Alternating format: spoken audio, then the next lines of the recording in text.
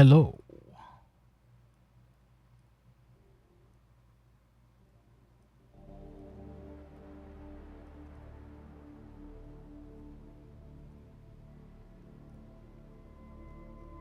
We're starting the post show relatively shortly while I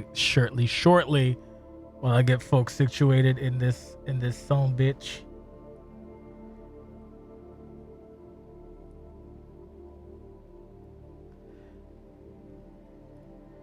Microphone test, please. Oh shit, wrong person. There we go. Microphone test, please. Mic test 1 2 1 2. Next person, please. Hello. Hi. Next person, please. 5 people is nuts. So I didn't invite you, and it's not kicking you out, but I didn't, I figured if you wanted to do your show, but and Junko. So this is what we're gonna do. But I did, I figured if you wanted to do your show. Oh, you got to fix that, Junkie, please. It's fixed. Okay, so we're not gonna be here for fucking 15 hours. We can't. I can't do it. So we gotta figure out how to be consistent and concise and whatever. So at one point, maybe we'll let certain people just dominate, and then we can move on to the next match. Hopefully, people are okay with that. And that being said, this is the Post Show Podcast. My name is JCS. I'm joined by Paul Harris, Quartz, fucking Junko Jirota, and Bash. Just quick introductions while I fix the stream. So first things first. General underlying thoughts about Summercide 2025 while I get this shit together. Just jump in. Doesn't give a fuck who. Just somebody jump in. Yeah, that feels like something we would save for the end. But structurally sound, Jay, because I was on the back end, I will say that your constant back and forth, as always is the case, ended up pretty palatable, for everybody. So, we talk about backstage all the time, and when we're done in the booth, oh, where do we put this match? Where do we put this match? Like I told you earlier this week, it doesn't matter. Like, we're good. What's the phrase? Just a wealth of riches. I can't think of the phrase right now, but yeah, a lot of good stuff here. An abundance, whatever you want to call abundance, it. An embarrassment of it. Thank you, Yeah, Jim. definitely. Yeah, That's the best word to use. yeah. Summercide 2025, an embarrassment of riches. 4 hours of your time. Yeah. Okay. And here's 14 more on the post show. No. I'm gonna do my best. So if at any point I kind of cut you off, like anybody, I apologize. Just so we can just keep things moving. And I'm sure I'll fucking get into a tangent. I'm sober. That's how we know I'm trying to fucking go quickly. So we got the introduction. Yeah, well, I know you are, but we got the intro package. Shout out to fucking Emp doing a lot of shit on the back end. Pose no Diddy, like usually just a lot. So if you didn't notice, she's kind of in charge of the I guess this is gonna be loud for a second. She's in charge of the wow, this is what happens when you get old. The fucking the videos that go at the start of the pay-per-view, the intros. Yeah, so for the I don't know how long, but she's taken over, and thankfully she continues to fucking over deliver on this shit because it's one less thing that I have to worry about. So shout out to her on that. Intro I dug a lot. Any thoughts on the introduction? Fucking freeform. Anybody go? You know what, Liam, you're here, new. Owen, Liam, go first. Fuck it, say something. I enjoy any effort that is taken by anybody that's in OCW to help contribute towards the overall production element, and the intro signified that. I think the last time we were in Puerto Rico was 2 years ago. I think that a really good job was done on showcasing the talent that were going to be on the show. There was a reference to Puerto Rico, so for me it did what it was supposed to. And I know these videos are not easy to make, they're time consuming for the most part. So, shout out to Olivia for doing that. Yes, a diddy feed the needy. Anybody else want to fucking chime in real quick? Sorry if I sound aggressive. I'm tired. I think we all generally agree here, Jay, and I think this would be a good indication for you to just run the show here. Like, call people out. Sure. All right. That's how we keep it short. All right. First things first. We have the women's. When we discussing the matches, you can include the intro, if they have a hype package, which they all do. I do think this time around, include the hype package in addition to the match itself, so we can just kill two. Anything they were in. Yeah, anything they were in. maybe even wrap the entire fucking package up. So women's match itself. When I come to booking the show, this is what I think about. Basically, we have two options. Basically, we usually want something that has significance, something that also to get us going, and then also to kill two birds with one stone. This match had for the OCW Women's Championship, Ashley Moore, Marissa taking off. Match itself, fucking excellent in every capacity. The build, not so much. I think both builds suffered with an issue regarding the future investment that I'll get to John's part later, but on this one, like, Ashley was known as that person, but she kind of took a back step. We talked about this in Savage Saturday, so I'm not going to reiterate that conversation. Either way, the match itself, fucking fantabuloso. Really can't complain from a perspective wise. Marissa got the W. After all is said and done, told a really good story, very good match, very exciting. They had a couple moments where the continued use of the dodge reverse button led to actually a happy accident, so I appreciate that. So we'll do it first. We'll do Jim, Junko, fucking Owen, Liam, and then fucking Nicole and Jake. Go. No, I'm really sorry. So as far as the hype package was concerned, I wanted to see more of them and less of like the pinup dolls or like the sex symbols throughout the years. I felt like, just get more stuff from you guys in there. The match itself was actually really fun.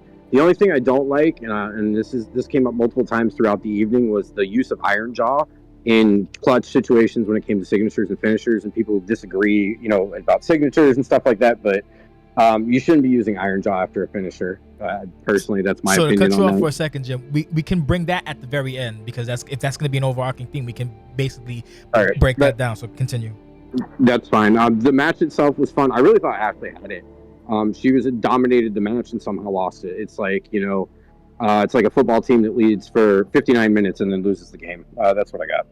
All right, next up. Fuck, you forgot already. It's you. Go ahead, Junko. Is it me? Yes, it's you. Can you guys hear me? Stream, can you hear me? We can hear you perfectly. You just got to call them out one by one, Jay. I will. It's fine. Okay. It was good. I kind of disagree with the package. The package, based off of it, they didn't really have that much content between Ashley and Marissa, those two specifically. So I'm not really surprised. If you know anything about these three women that are on the screen right now, in connection to Marissa, just like, I don't know, with Chef Kiss, I really like that. I thoroughly enjoyed that. The match kind of went how I expected it to go. I kind of expected Ashley to dominate because she dominates everyone. And this just shows the resilience of the American cockroach. So good stuff. American geisha. Liam, you're up. Yeah.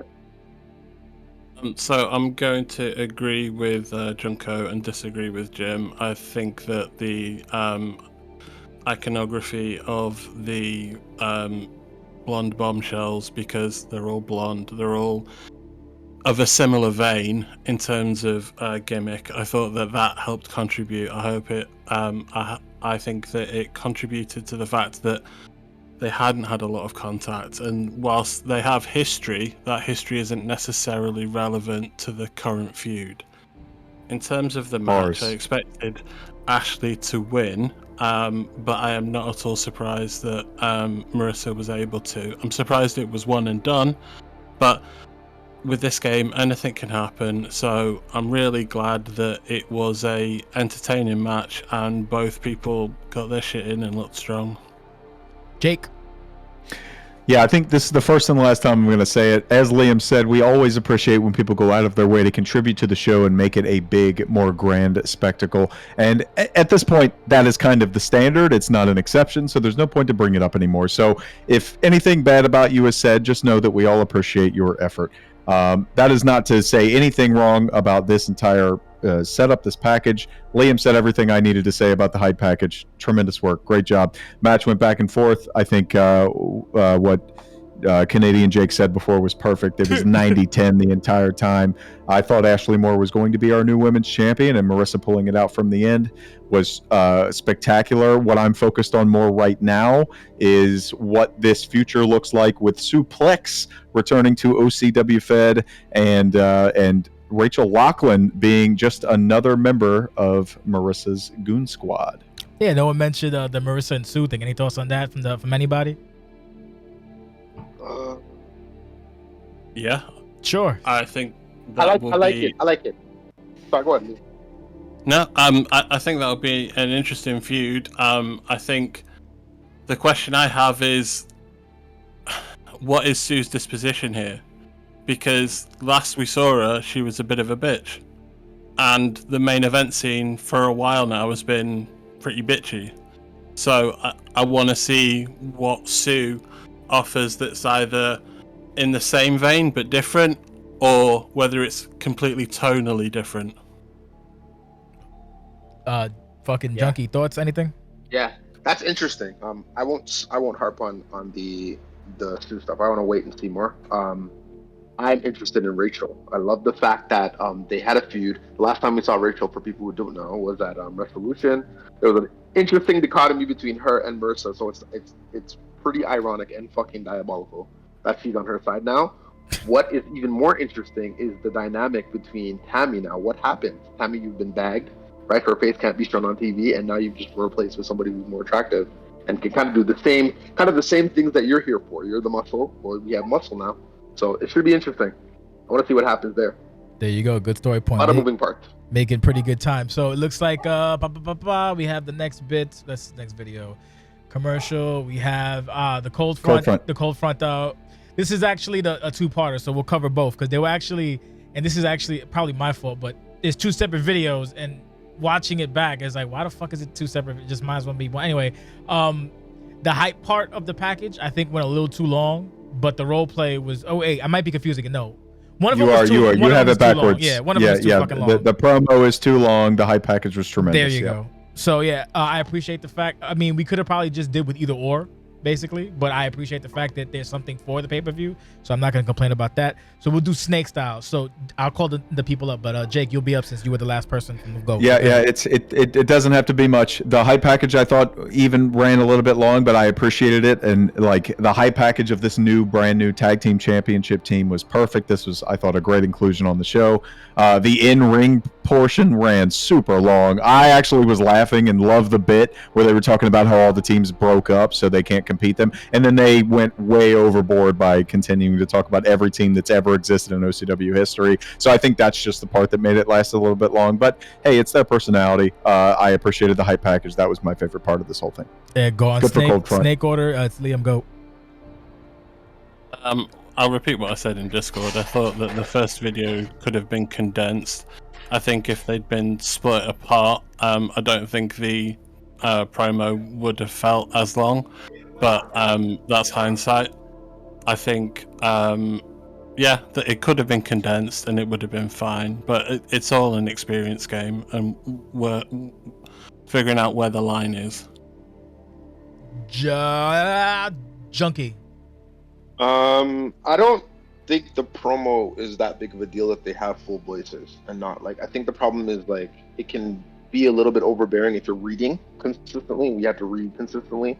If it was, I know he had like a little bit of like voice notes every now and then where you heard Iceman's voice, but I think if they just spoke, I think it would have came up a little bit more. It would have been a little bit more bearable. But outside of that, good stuff. I think they're here to stay. They're letting everybody know that they are the stalwarts of the division, and that's just what it is. I think it was necessary. Are they faces? Are they heels? That's the question I have, but they'll figure it out. They're the fuck. I was gonna say the Iceman, the cold front. Yep. Jim, you're up. Oh, I thought it was a nice segment. The two things combined together did kind of run long, but the in-ring thing, they could have cut a couple of those teams. Probably they didn't need to go that in depth, but it was good stuff overall. Stop talking about DNS. Screw you, Samson. Next person. Stop talking about DNS. Keep our names out of your mouth. Fantastic. Stop. Wow, sound generic. Anyway, moving on, we have Summer Sizzlers. Shout out, that's the summer show. We got the hardcore show, which is C-Note and the dog. I know dog got some shit going on, so it is what it is. But I game effort by both men. There's a couple things I gotta say, but I'll save that for last. So we'll start with Jim. He was the last one up. So Jim, you're up.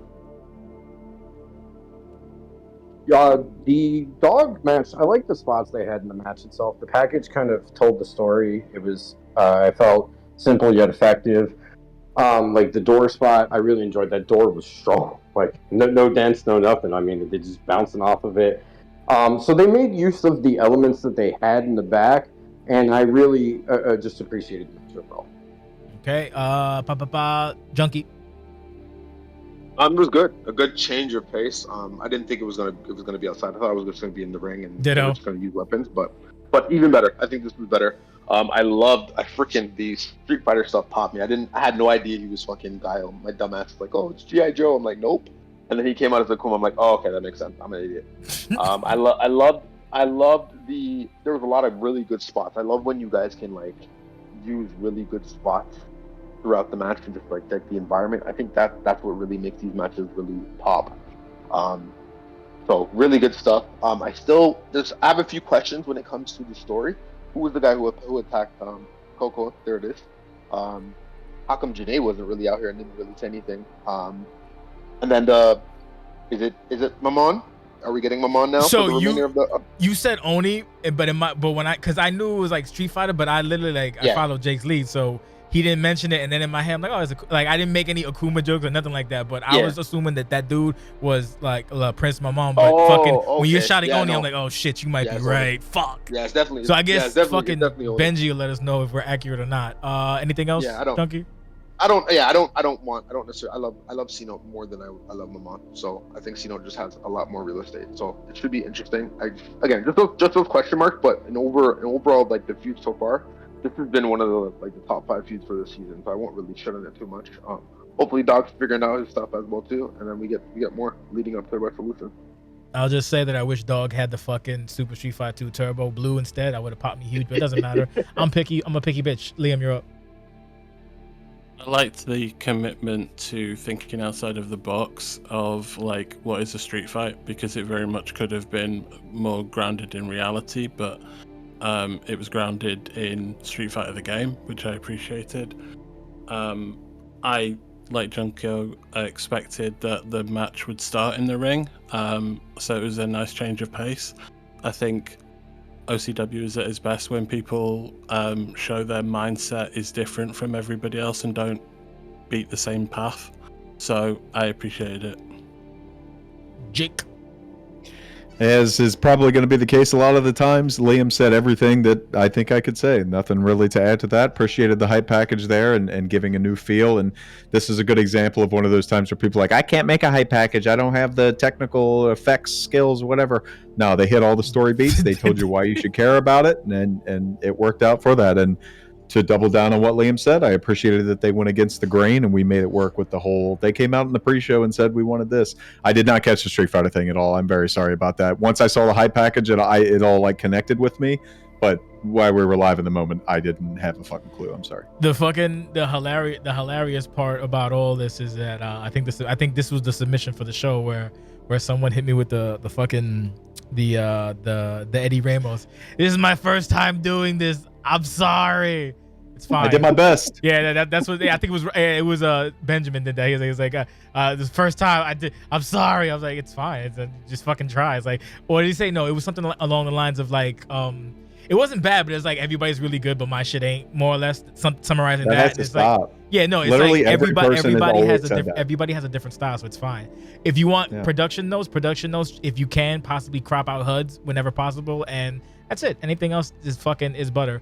My only issue with this match is I didn't mind that it was outside, but at this point it probably could have just been like end on a KO, because this was very bad. Like we have this, and then we have Hell in a Cell right like near it, so it's like fuck. So it's like, yeah, that's fair. Lean into the differentiation and go with submission pin. So basically, or submission knockout. Yeah, what's happening to both of these people, like I don't expect to see either for a hot minute, or at the very least like some all taped up, fucked up type shit. Like, yeah, brother, and missing teeth. But I digress. Either way, enjoyable. Got no complaints. I don't want to be ultra positive, but that's really it. Just it's good. It's okay shit. I didn't hate it, and the fact that these two been to be ultra positive. No, because I usually it's not. Never mind. We're not gonna go into the weeds. But my thing is that this was a story in the like a while.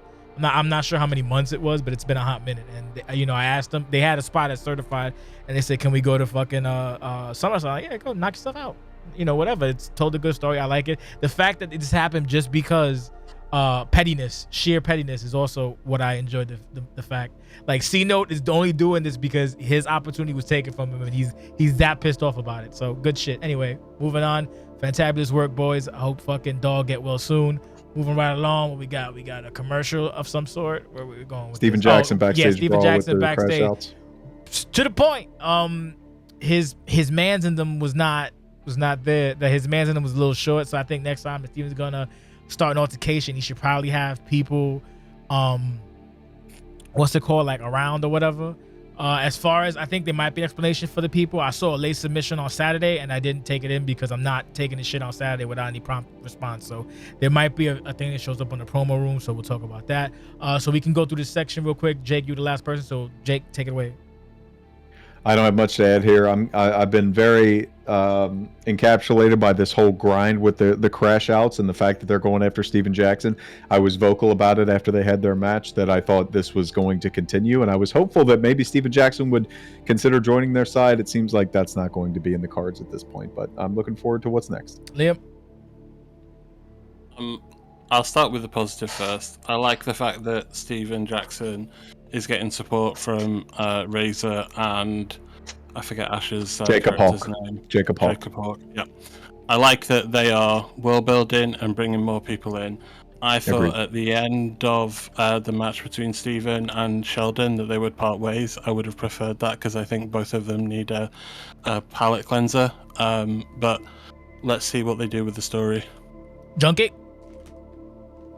Yeah, Shelly's done a really good job. So, yeah, just to echo Liam, he's done a really good job of story building and just kind of the metamorphosis of the German excellence to this crash out and creating this crash out community. I fucking love Danny overall. Like just as a big man, just his overall presence I love. I'm pretty sure there was some content where Reza and Hawk have had conversations. Yes. I could be Yes. wrong. They were on an RP line. So that's not surprising to me. I didn't think that they would be the ones to run up. I thought that was going to be a situation where they were going to be in a feud, but this is better. I love this. If they want to be a part of this, even better. So good stuff. I'm assuming the culmination of this will be Shelly and ball game for big stakes. So should be interesting. Good stuff. Jim? So this was pretty straightforward and to the point. I do like the rookies, and the all get involved here. The more, the better. Steven Jackson's been a one-man army this entire time. He needs some friends, and that's really what I got. All right. Good timing. We're making excellent fucking time. I love it. Next bit. I do believe it might be. It looks like it's the. Wait a minute. It's a Martin Paul Harris. Let's keep it going. Come on. No, but there's supposed to be oh, why the fuck is the video playing? Okay, yeah, there it is. Amar Paul Harris. We'll start off. Oh, Bash, you the last one, so we'll do Jim first. I enjoyed the whole build-up to this, like former tag partners. The way they chose to present it was a lot different than we do in OCW. It was more cinematic style, more package-based, stuff like that, I felt. It put a nice twist on it. The match itself was a battle. It was very back and forth. Harris really stuck to his technical prowess, and in the end, unfortunately for him, he didn't get there. But I enjoyed the clash of styles, the technician versus someone who's like a career wrestler and a striker. Amar, has surprised me in the way that he's kind of improved himself and his capabilities on the sticks. First defense is always the hardest defense, from what I understand. You got to get over that hump, especially if you're someone who hasn't been champion in a bit. A single champ. So, can you go from there? Junkie? This was the segment of the night for me overall. Just everything from top to bottom, the matches and the pull at the turn. Paul Harris is the star of the show for today. I think we all got swerved. I think Jamie, Paul, and Amar all did a great job of really swerving us. It was interesting because I did say it in the VP. I was like, oh, it's kind of weird how I pulled. Yeah, you both pulled the Jamie and started just shouting out loud. Yeah, he was fucking up his legs, and I was like, wait. I'm like, yo, the fact that you're doing that in front of Dylan, in front of freaking Archer, in front of him is just diabolical. So and then at the end of the match, fucking Archer does the swerve, and I'm just like, what the hell? How did I not see this? But I just love overall this new attitude from Paul Harris. You have to take him more serious.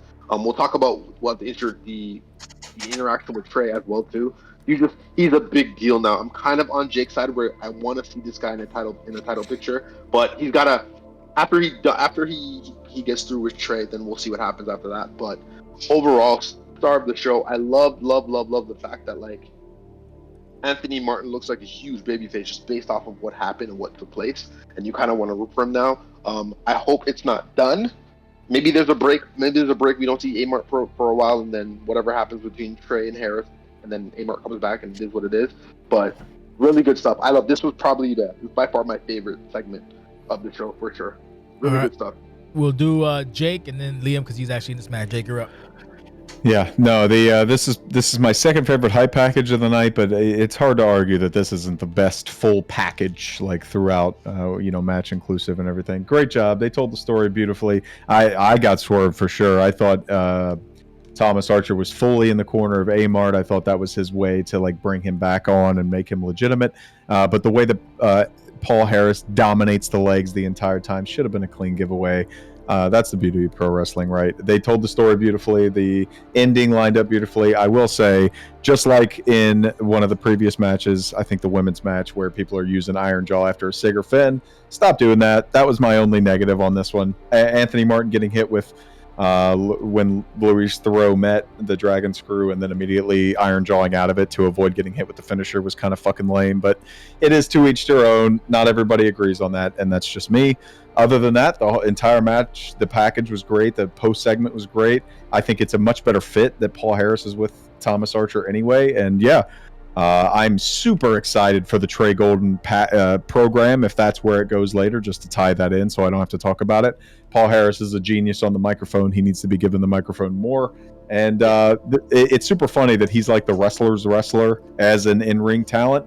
But right now, I see him as a big-time superstar, and we're heading to Lucian season, so here we go. The glazing is crazy, but I agree somewhat. So before Liam, Paul Harris, like I was always indifferent, but I like the fact that he has an edge now. So I'm very invested at this point. I called that shit when all the leg moves. You did. My Bobby Heenanism, I felt good about it too when it was confirmed. My only complaint, honestly, if I want to be bitchy, like what you said about the fucking Iron Jaw shit and then fucking rifting, I was like, that got me tight, but that's just me. Nah, it was part of the swerve. Yeah, I guess. It was done amazingly. We talked about it. We talked about an MVP. They were singing the song, and I think that was the direction more than anything. Yeah. But if Drifter wants to make it his thing, I'm gonna say same thing I said in VP. He needs to show up and make it his thing, not just show up once every 3 months. That's just the way it is. 2 weeks ago, but it's fine. Yeah, and that was his quota. That was the first time. I'm talking about you have to be consistent and present. And like, and if it was a thing where he's trying to jock the whole thing, which to be honest, that's a really niche gimmick to try and jock anyway. So I was happy the Drifter went after it, but that's not what this was about. This had nothing to do with that. It was just to show that the crowd was singing the Elton John song. So I got it. I didn't even think about God Drifter. I got some questions after the fact, but I'll let Liam take it away. Go, your match. So, there are 3 things I can think of that I want to say. It's not a permanent change. Jake is right. It was about showing that the crowd were invested. I appreciate all the kind comments and feedback, and I really listen to what people say. I might not necessarily always use it, but I always listen. And I won't say any more because I really don't like talking about my stuff in these types of environments, because I like to hear what the audience thinks, and we really don't need to hear what I think about it. Well, fuck. You're saying we don't need to pad the time on these post-show pods? No. What are you saying?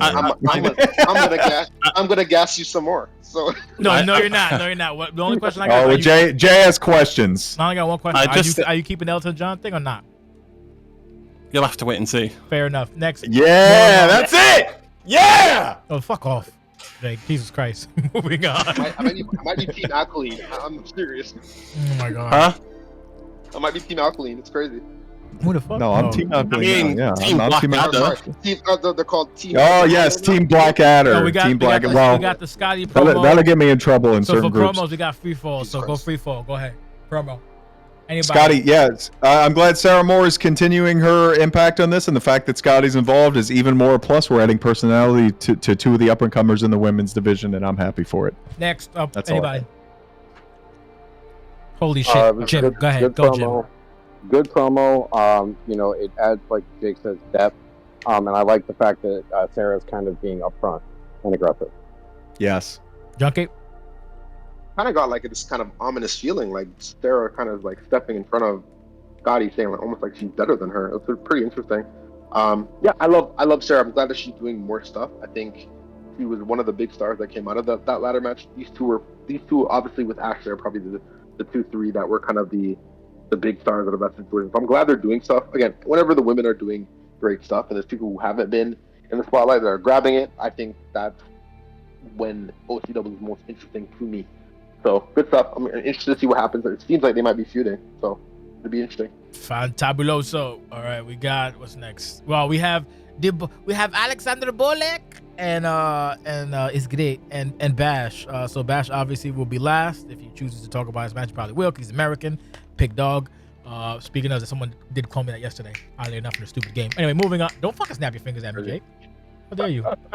See, disrespectful. That wasn't me. That wasn't me. All right, whatever. Anyway, we got Bolek and Bash. We'll start. Actually, Bash is last, so we'll start. Fuck it, Junko, you can go first. So sad. Like he's his daddy. There's nothing to do. I love the storytelling was really good overall from top to bottom. I love the fact that Bash like brought his mother, and obviously you can clearly see it fucked with his head. The best part about this was the package. I love the fact that we finally got Alexander Bolek's point of view in the situation, just to hear from him. Overall, I think was really good. That was a good way to build the match for me. That's like probably my favorite way to do a package. I love hear the wrestler's point of view and what they think, and just to get me hyped. That's just the best way for me to get the mood across. So well done on him for that. Again, Jim is a monster on the stick, so I'm not surprised that this was a bit of a domination. Bolek will be fine. Bolek's still the heat. It is what it is.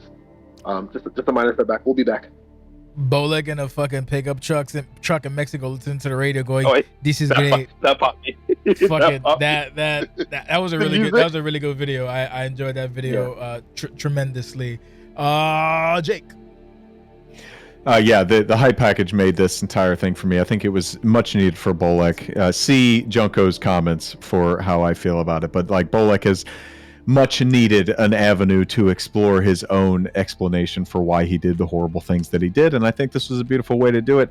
He stepped to the big boss man, and he could not deal with the t-shirt, and it's hard to deal with the t-shirt. There's a reason he has been as powerful as he is, and he's going to maintain that power now. But to Junko's point, he doesn't need some crazy big WrestleMania win here. Bolek is fighting on the right side of history, so we'll be all right. Fantastic. Liam. So I want to start by talking about something technical in the hype package, which I enjoyed. I found it personally very difficult to master the relationship between the song and the voice over, and I thought that whoever did the video, I think it was Bolek, they did a really good job of making sure that like the song could be heard, but you could also hear Bolek, and it wasn't like Bolek was too loud or the song was too quiet. The sound mixing was tremendous for sure. Yes, yeah. I would have preferred Bolek to win. I'll go on record. But I think the way in which Bash won only helps elevate him because of the caliber of wrestlers that Bolek has been wrestling on Xbox. Whilst Bash has been able to go here, there, and everywhere, I think it's a big win for Bash. I also think that it didn't necessarily make me want to root for Bolek more, and I think that more work needs to be done in that area. Like, I know there's this conversation about is he a face or is he a heel? For me, as an audience member, I'm not ready to accept him as a babyface because I don't think that he's not far removed enough from DNS and the DNS issues for me to want to root for him. Yeah, fair. That's it. Okay. Yeah, Jim, fair. you're up. Did you die, Jim? Are you there? I didn't die. Sorry. Okay, welcome back. You know, look, it's my match, so I don't want to say too much. Me and Bullock talked about a concept for the hype package, the song, you know, that type of thing. He executed it very well. The match itself was a fun match to play. We went back and forth, and I just caught the breaks at the end. I went through the things I needed to go for, and that's how it goes sometimes. Be like that. I love it. Setting the tone, tempo for this shit. All right, resetting the clock. We have my thoughts on it. Yeah, no. So since I've been doing this for so many years, I've gotten past the point of certain wins need to happen, or I want them to happen. Shit's gonna happen, and it is what it is, and people are gonna adapt or adjust.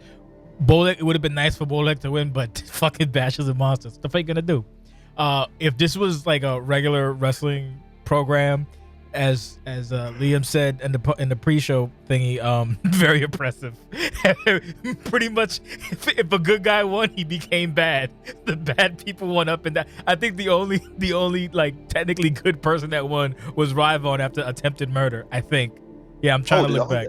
None of the baby faces won tonight. Just Ryvon. No, Right? that's Ryvon. And Debbie. Right. Debbie Debbie. and Yes, Ryvon. you're right. Debbie. Oh, Just damn, two. that's crazy.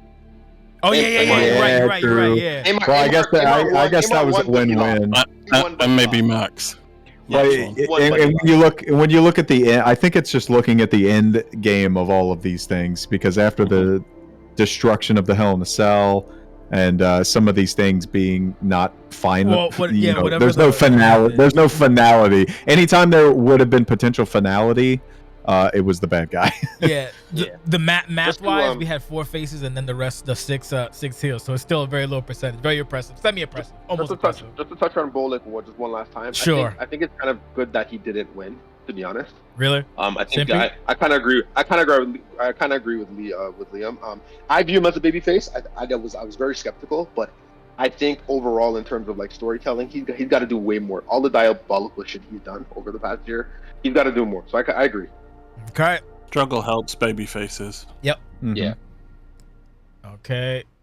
That's basically Jinx in the parking lot. Jinx in the parking lot. Yeah. So. Yeah, Jinx went hard in the fucking paint. I got a fucking free fall. Anyone chime in? Start it off.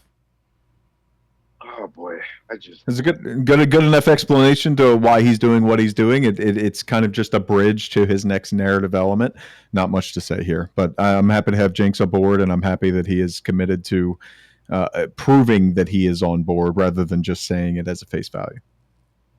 Anybody else? Yeah, it was good. It was good. We got an explanation. I think that's the biggest thing. I think that's what we needed. Is we got an explanation for why he decided to join Harvey and Quartz.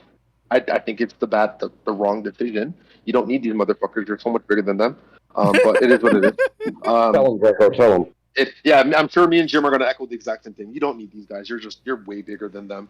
It is what it is. But I mean, hey, if you wanna die with the burning ship, then it is what it is. Yeah. So I'll chime in real quick. So like Jake was glazing Harris. I'm gonna have to glaze the subject of this matter. So Jinx talked a lot of shit about Nate, as if Nate's not on every show in some capacity, but I digress. Like, my thing is, if you're gonna go in, but like, you gotta kind of like have a little bit of self-awareness, because I don't know. You know, it doesn't mean it matters. Pro wrestling, do what the fuck you want.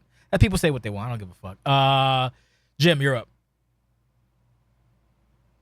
You good? I'm sorry. What were we? We're on the Jinx segment. Do you have anything to add to anything Jinx? to add to the Jinx segment? Yeah. So the Dorian thing has been like a continual thing with the lore. I like the fact that he's doing that and kind of like adding to that.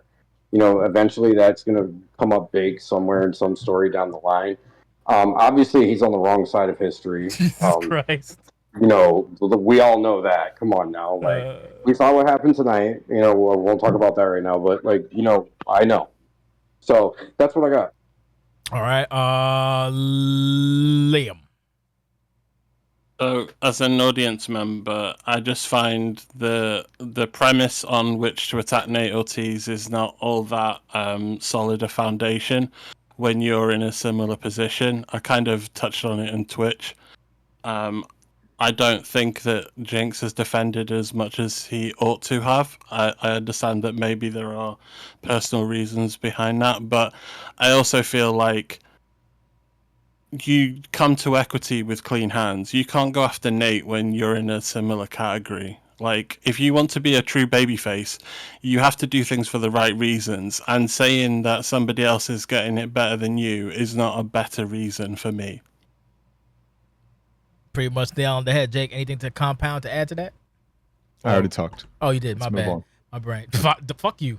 Aggressive. I apologize. That's my aggression on my part. Speaking of my part, fucking Nate Ortiz, the Nate Ortiz segment. I'm biased. I enjoy it because I like history lessons, all this shit. I remember most of the stuff. I'm a little sad we didn't get like fucking what is it? 300 resolution, 360p resolution with recon or sideshow or fuckface, but I digress. It be like that sometimes. Or 5-frame footage of resolution. Match itself. So, to be 110% fucking accurately clear, I did not know who this was. I was asked, do you want to know? I said, no, it's fine. I'll trust you. I don't care. And basically, this is what happened. I'm now writing in circles so I don't get very aggressive. So what I said on that match was half like lol and half legit. Fuck. How do I can't use words to explain how I feel. Fuck Cass. I said I didn't want him here, and that was not for him to be here. That was just me talking nonsense. So him showing up was extra annoying, but him showing up in this match particularly extra annoyed me because if anybody can win a title, it would be Cass, and I'm just glad that he didn't. But it was a very good match of the night, perhaps. Well, actually, one of my top 3 matches of the night. So yeah, I don't like fuck you showing up and putting on a great match. That I don't fuck you. I don't know. I just Junk. You can go, Junkie. Take it away. Wow, this is not biased at all. It's funny because we talked about this last week. And Everybody said somebody else. I wanted to say Cass, right? So obviously, me and Jim's, our guest. For anybody who was wondering who guest, our guest was Tony. Yeah, everybody. Right? So did Liam. Everett international title, self-explanatory, right? So it made sense. Yeah. I just assumed. I listened to this motherfucker because he said he was not coming back, so I believed him. I'm there thinking so like maybe from, let's say April to probably May. I was like, yeah, Cass is coming back. He's just swerving us. And then when we spoke directly, me and him alone, he's like, yeah, I'm done. I'm like, oh, you loser. So the fact that he lied to me, I'm not happy with that. Oh God. The match, the thing, this is just so Cass. Cass comes when he wants to come. He comes on the most like the worst times. He just shows up, and that's just his character. I love the fact that everybody was going crazy in VP. That just made it even better.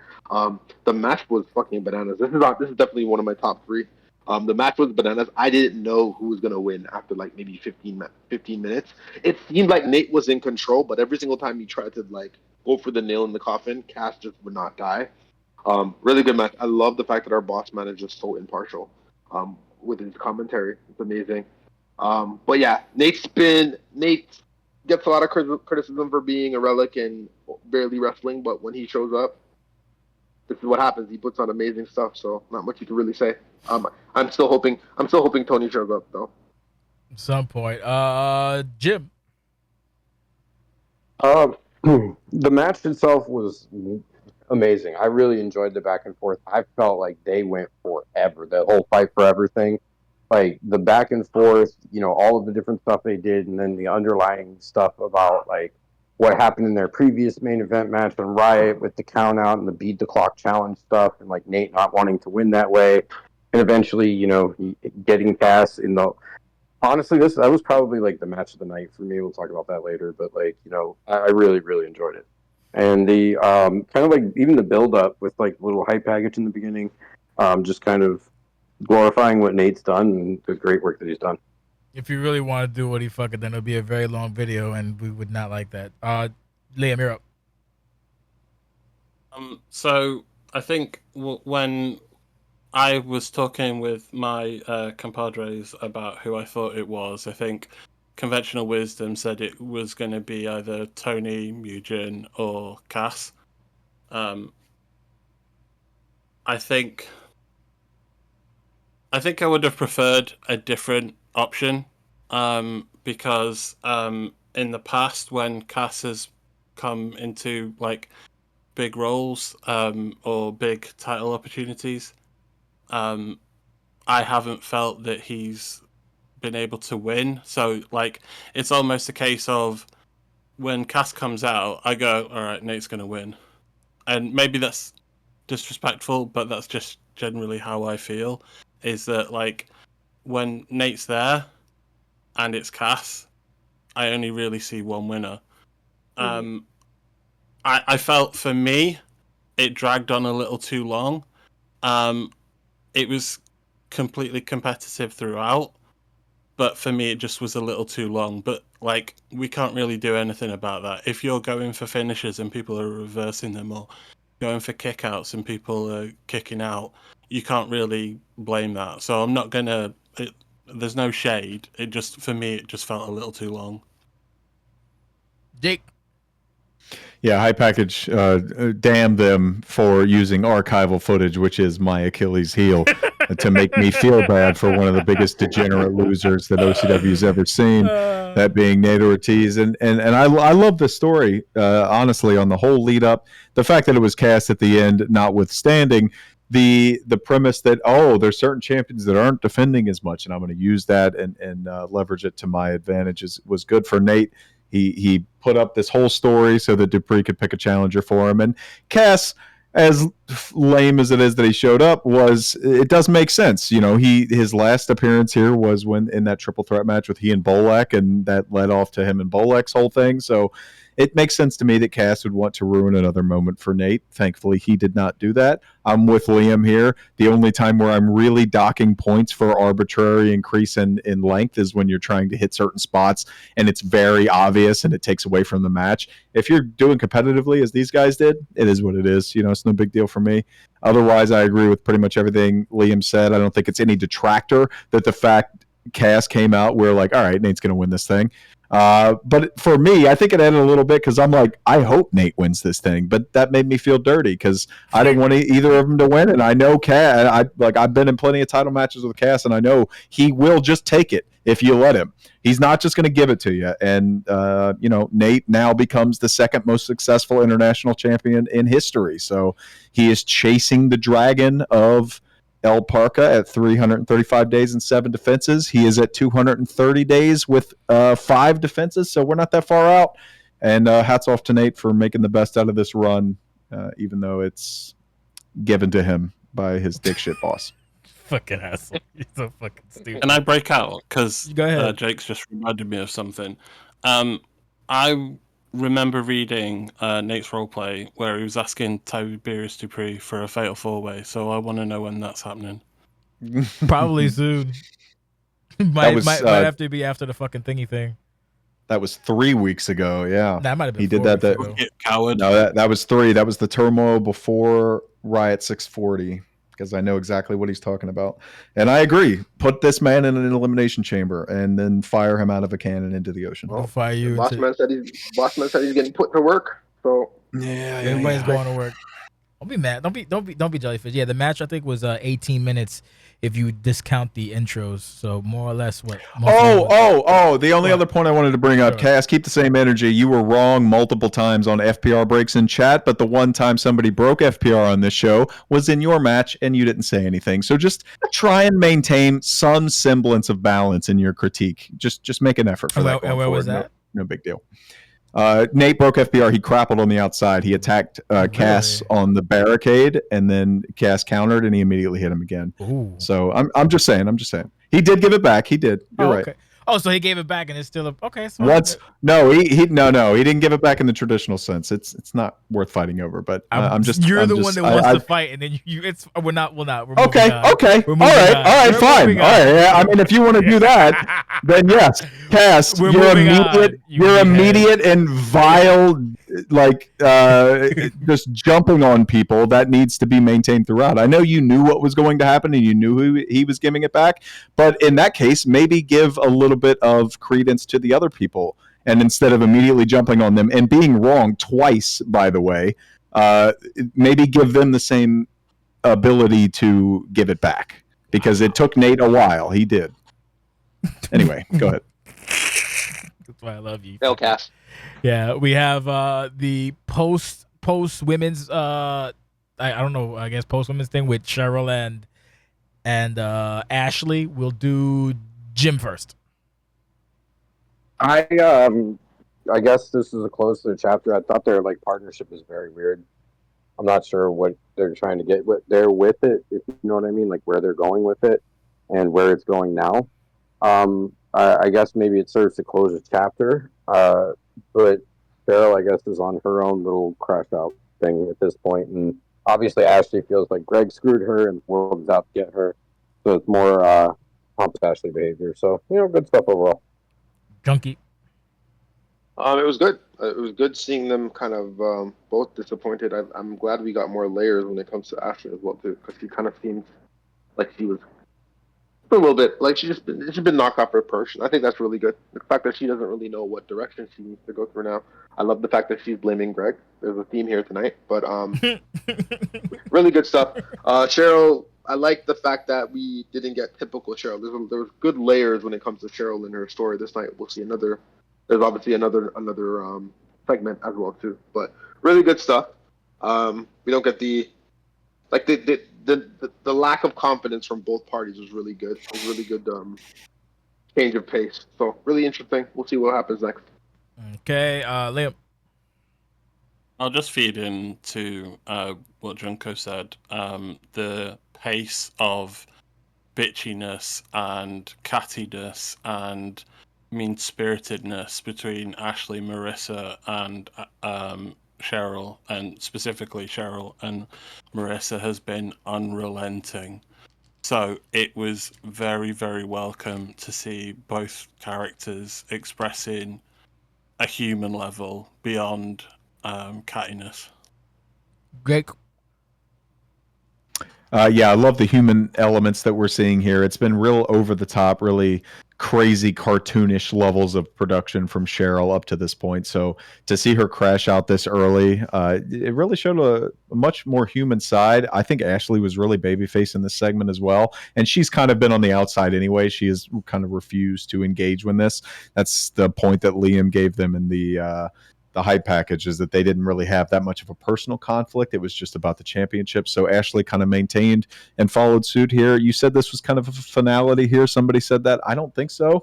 I think maybe a Rachel Lachlan, Marissa versus Cheryl Ashley Moore tag team match may be coming in the future. Mm-hmm. But yeah, I'd be on board for it. But at any rate, what I took away from most was seeing Cheryl as more of a human being instead of a McDonald's clown in this segment.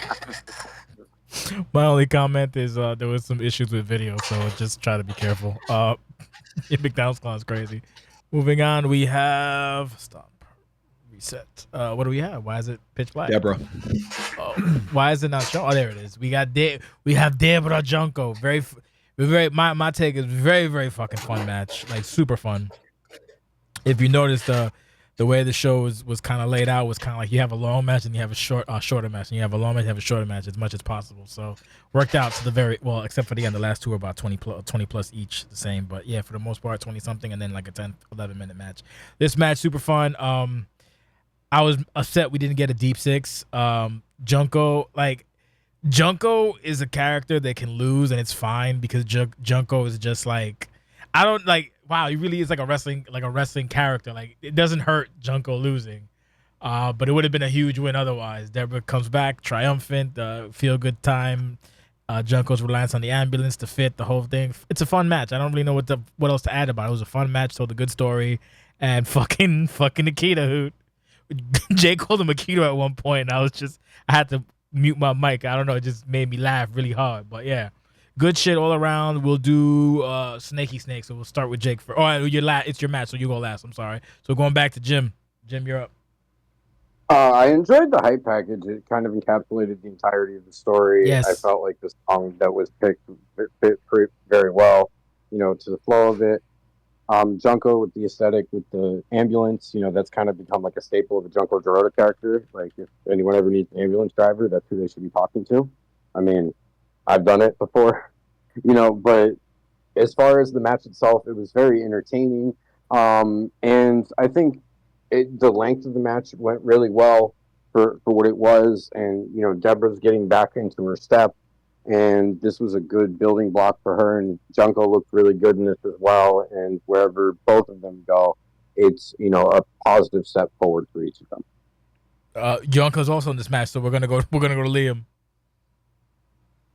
Okay, so for a while now, I've had to listen to these podcasts and have Jake heap lots of praise on me for my hype video. So I guess now is the time for me to repay the favor.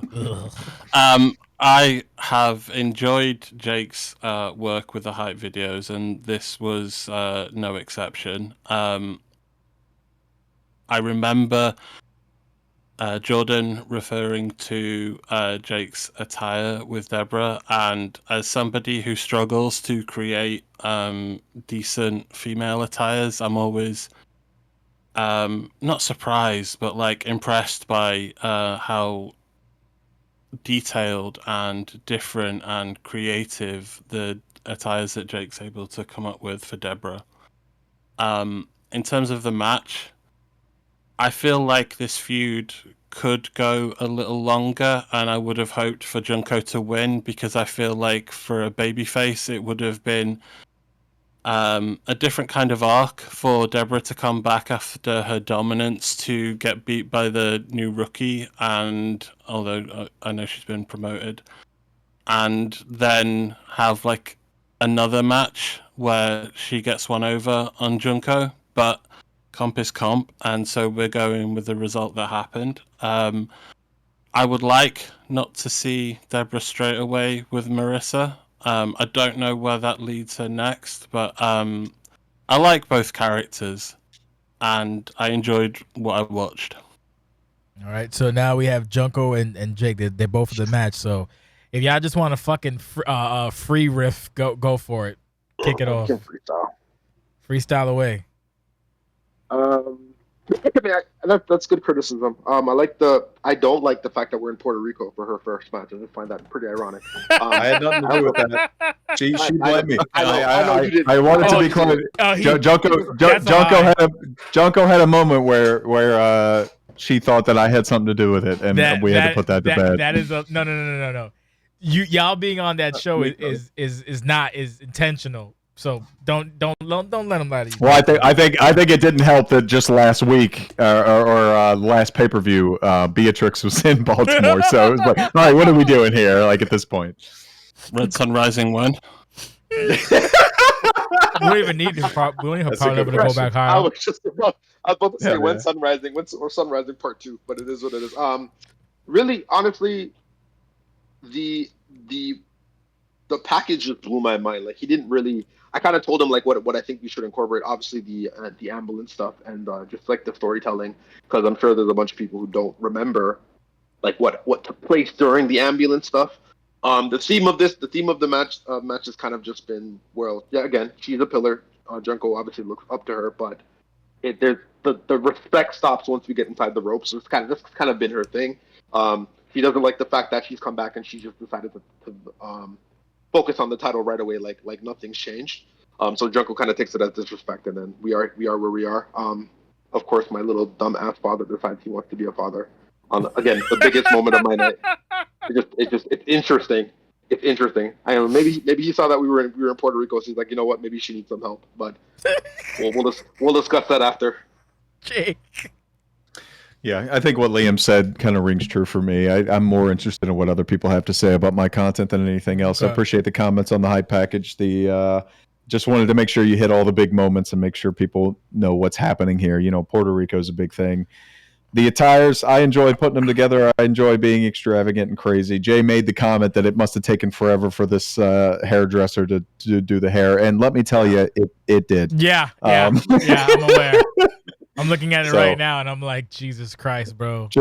Just glad everybody enjoyed it. I just have to say that Junko, as a feud partner, just an idea machine, and that's what you really love to work with. That's why I push back on people that are like, oh, they didn't render this video or they didn't do that. It's not all about that, you know. Like sometimes the people you work with are the engine that make things move, and I can't find a better descriptor for this to Junko, because if I was working with anybody else, I would have told him to fuck off. Jay knows that this hype package came in super late this week, and this last 2 weeks. Yeah, but you let me know. You didn't just fucking drop it in. No. But the point is, like, I knew this is going to take until Friday, and like I wouldn't have been willing to do that if it wasn't working with somebody like Junko. You would. Like, you know this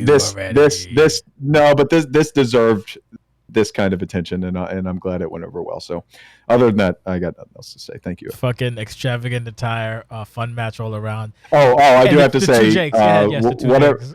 Yeah, the only other thing I have to say is I don't know what plans you have for Road to Glory, Rye, but your championship reign ends there. Yeah, I don't know. I don't think that's how it works. He's doing it again while I'm on the podcast. See how disrespectful this is?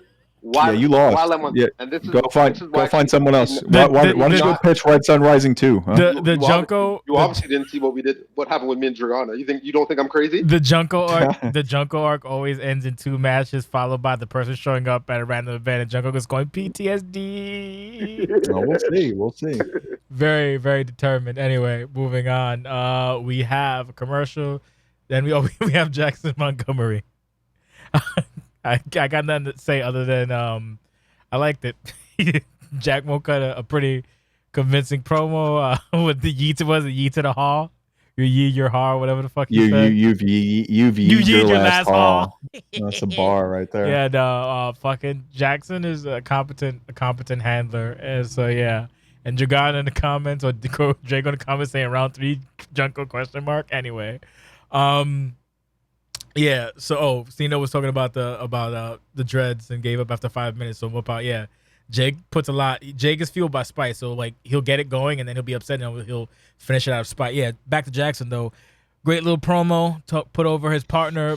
I guess put over that executive order is on pause, I guess, for the moment, which is disappointing. It is what it is. Selling the injury from El Parker with the tape, or was it Nova? I can't remember because I'm old. So good stuff. So we'll do a funny order. We'll do Liam first. Go for it. No, I agree with everything you said. I enjoy it. I especially enjoy it because I think there was a question mark about whether Jack Mo was going to stay around, and obviously this is evidence that he is, and I'm happy to see it. Okay, Jim. It was a little long. He definitely had some words for a lot of people, in the whole entire thing. Mm-hmm. But I enjoyed him, his little colloquialisms and all of that type of stuff. So I like that word. It's nice to see him, and I hope that he is around more on video. I know I read his written stuff a lot, but I want to see him more on video. Junkie. I've been a fan since this man came back at Ambition. I believe it was '99 where they came and they did what they did. I love the you. I just love this character overall. I think just overall he's pretty interesting. He's like a Texas Santa. I love the fact that he doubled down. And he supported our wrestling man, right? I think that was really good. Again, if you have a voice, the lengths of the videos can go on a little bit longer for me. It's a little bit more digestible because it's just different. Like reading, we're lazy. We don't really want to. The audience is really lazy. We don't really want to read. But yeah, good stuff. I think I don't believe the executive order is on pause. They'll be right back. They still have to deal with Bornistico. So good stuff though. Okay. Glad we got to hear from him. That's the best thing. I'm looking at Jack Mo without his shirt. One of his nipples is deformed, but I digress. Jake, you're up. Yeah, that'll happen when you go through the trenches, man. You wouldn't know about that. You soft brush wig suit pussy. Yeah, but yeah, no. Keep I talking. think the biggest thing is that Jack Mo has a presence here. I think from my interpretation, a large part of the critique of John Carter and his rise to the future investment has been this tag team. So to give Jack Mo more of a human element instead of just like it's John Carter's buddy is great. And I've known Jack Mo since I've been here. He's been a solid hand, a very reliable dude, a very good dude since the day I met him in 2018. And I'm glad that my boy Puma is continuing to do that here. So not everybody has to be a world title contender at all times, but Jack Mo is the kind of person that if he wanted it, he could be. And right now he's filling a role that he needs to fill, and it's helping the people around him. He's a consummate professional. Love that guy. Well said. Very nice. All right, moving on. We have the sale. We have the cell with the very sassy. I don't know why Devon was sassy. That's gonna haunt me forever. Didn't like sassy Devon.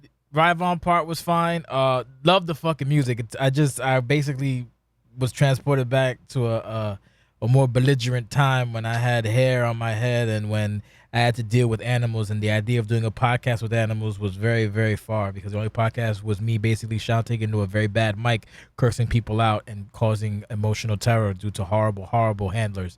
That being said, fun video. Match itself, not one of my favorites of the night because of certain little tiny things. But these might be out of the control of the handlers. So essentially, when you have a cell match, it's cells are always going to be weird. Cells right now, or in my current present, have the issue of last man standing, which was fixed by Jamie and Johnny Boy, because for the longest time, last man standings were very not. I remember Rex's one where it was like a perfect spot, and then he's like lol at shit like that. That's one sticks out to me.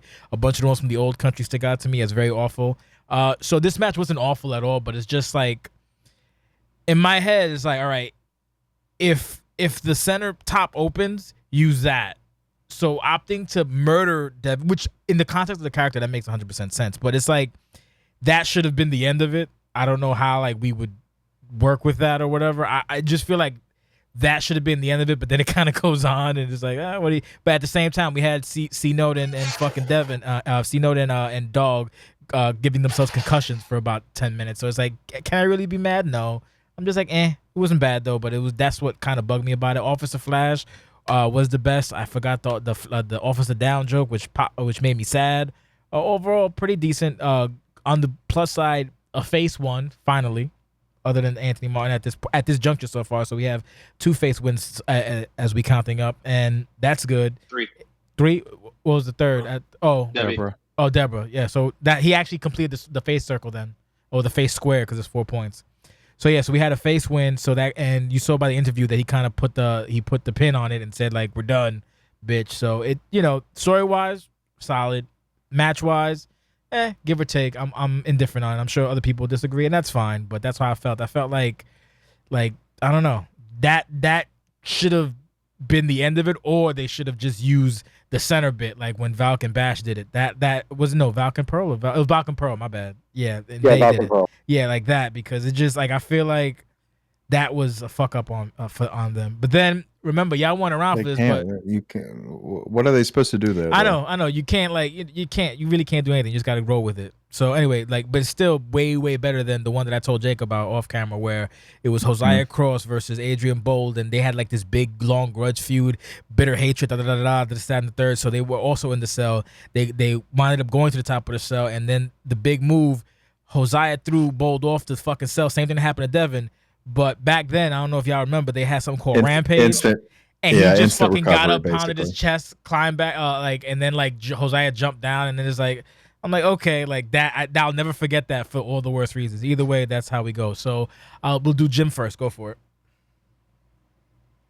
All right. So when Valk and I did the cell match, there was one thing we talked about, like what we were like not trying to do to each other, and the one thing we agreed not to do to each other was throw the other person off the top of the cell, because that's got to be the ending spot. If you do that, it has to be the end.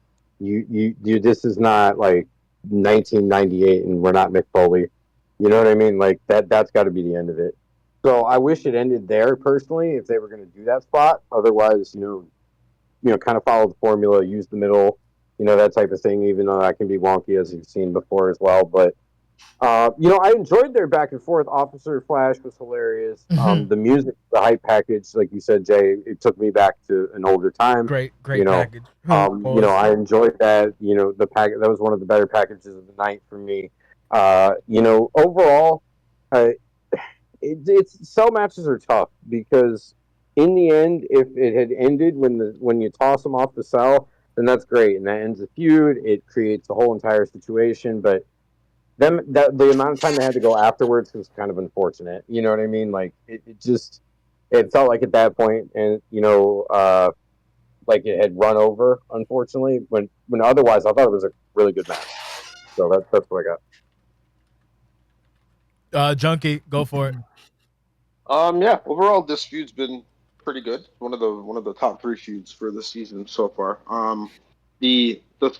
I love the packaging just overall, but again, Rise one of those guys you just have to expect greatness when it comes to just like content.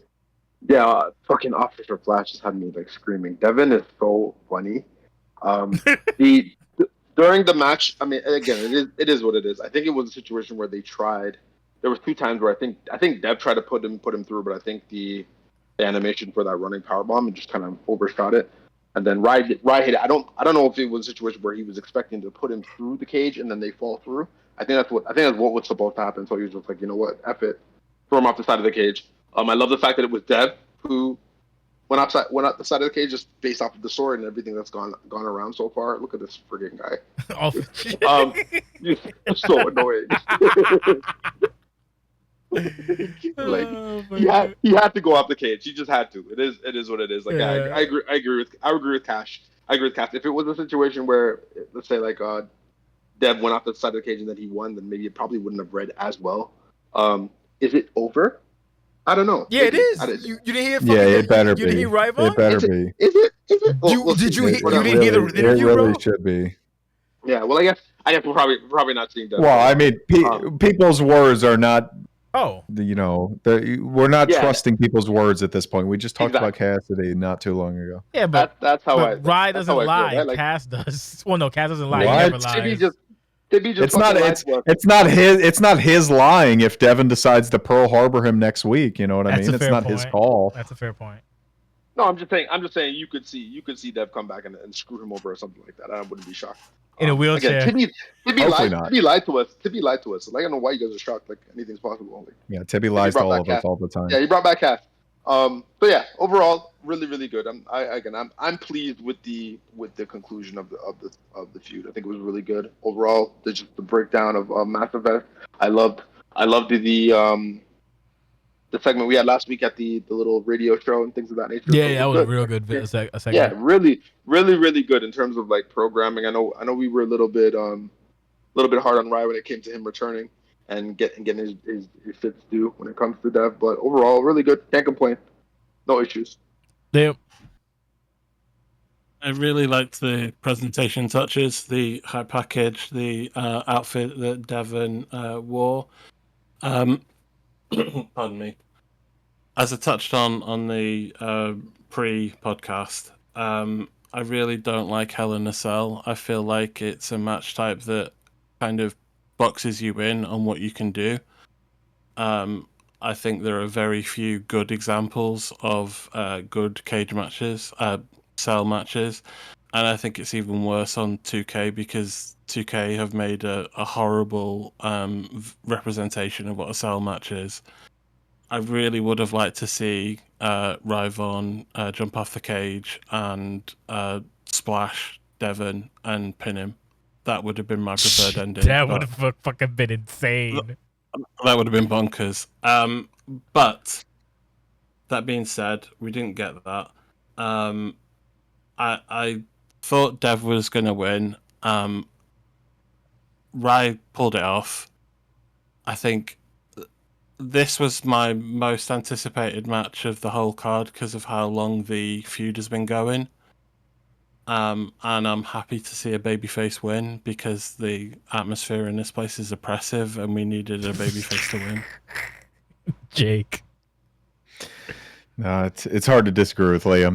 What I have found with Hell in a Cell matches, despite the fact that I agree with everything that has been said to this point, that they are very difficult, that they are not conducive to a traditionally good match in the sense that we're used to looking at it. You have to compare it to other Hell in a Cell matches. If you had 8 Hell in a Cell matches on the same card and compare them against each other, that'd be dog shit. They're like, who's booking this shit? But in this case, I think it fit well enough to have this kind of long, drawn-out chaos. And they played it well inside the cage. They broke it pretty genuinely without forcing anything. It's always going to be that kind of slow match. In the annals of Hell in a Cell matches that we've seen, it probably wasn't the best. But on this card, I felt it did a good job to break up the action and give kind of a big spectacle to the whole thing. So I appreciated it for that. I do agree with Cass in the chat. Maybe next time, if you're ever in this situation, that I know you can't pin the guy off of throwing him off the cell, but that has to be the finish. That just has to be the finish. I don't agree with Jay. I think they broke the middle part on accident. I think the whole story was built off of the ledge to begin with. You can see as you rewatch the match that they're trying to fuck with each other over there, and they only get to it at a certain point, and you can't pin on the outside, which is stupid. So maybe cutscene that away, maybe just be like Greg rings the bell, or like throw him back in. You or stretching that fucking guy out. There you go. I don't know. I don't know what the answer is, but I don't think it killed it that much. It didn't kill it. The first 70 vibing with it. That's all. I'm not accusing you of anything. Chill out. I think the first 75% of the match was exactly what it needed to be. This entire story, this entire function, this entire program was awesome. I'm watching the corner spot now. I thought that was super funny, where he climbed up, got punched down, punched Devin, and then climbed back up and drop kicked him. But yeah, the high package was tremendous. Rye is incredibly talented, and I'm sure Devin, like I talked about with Junko earlier, idea machine. They crunched the trash can. Too much to talk about here. I've already said too much. They did a good job. It was great to break up the show for what it was. This definitely has to be the end, and I think is a great launch pad for both characters to go in entirely new directions should they choose. And Jay, I have to go, so I have to run the gamut on you right now. So I'm going to do it if you'll allow me. I'd rather not. Go ahead.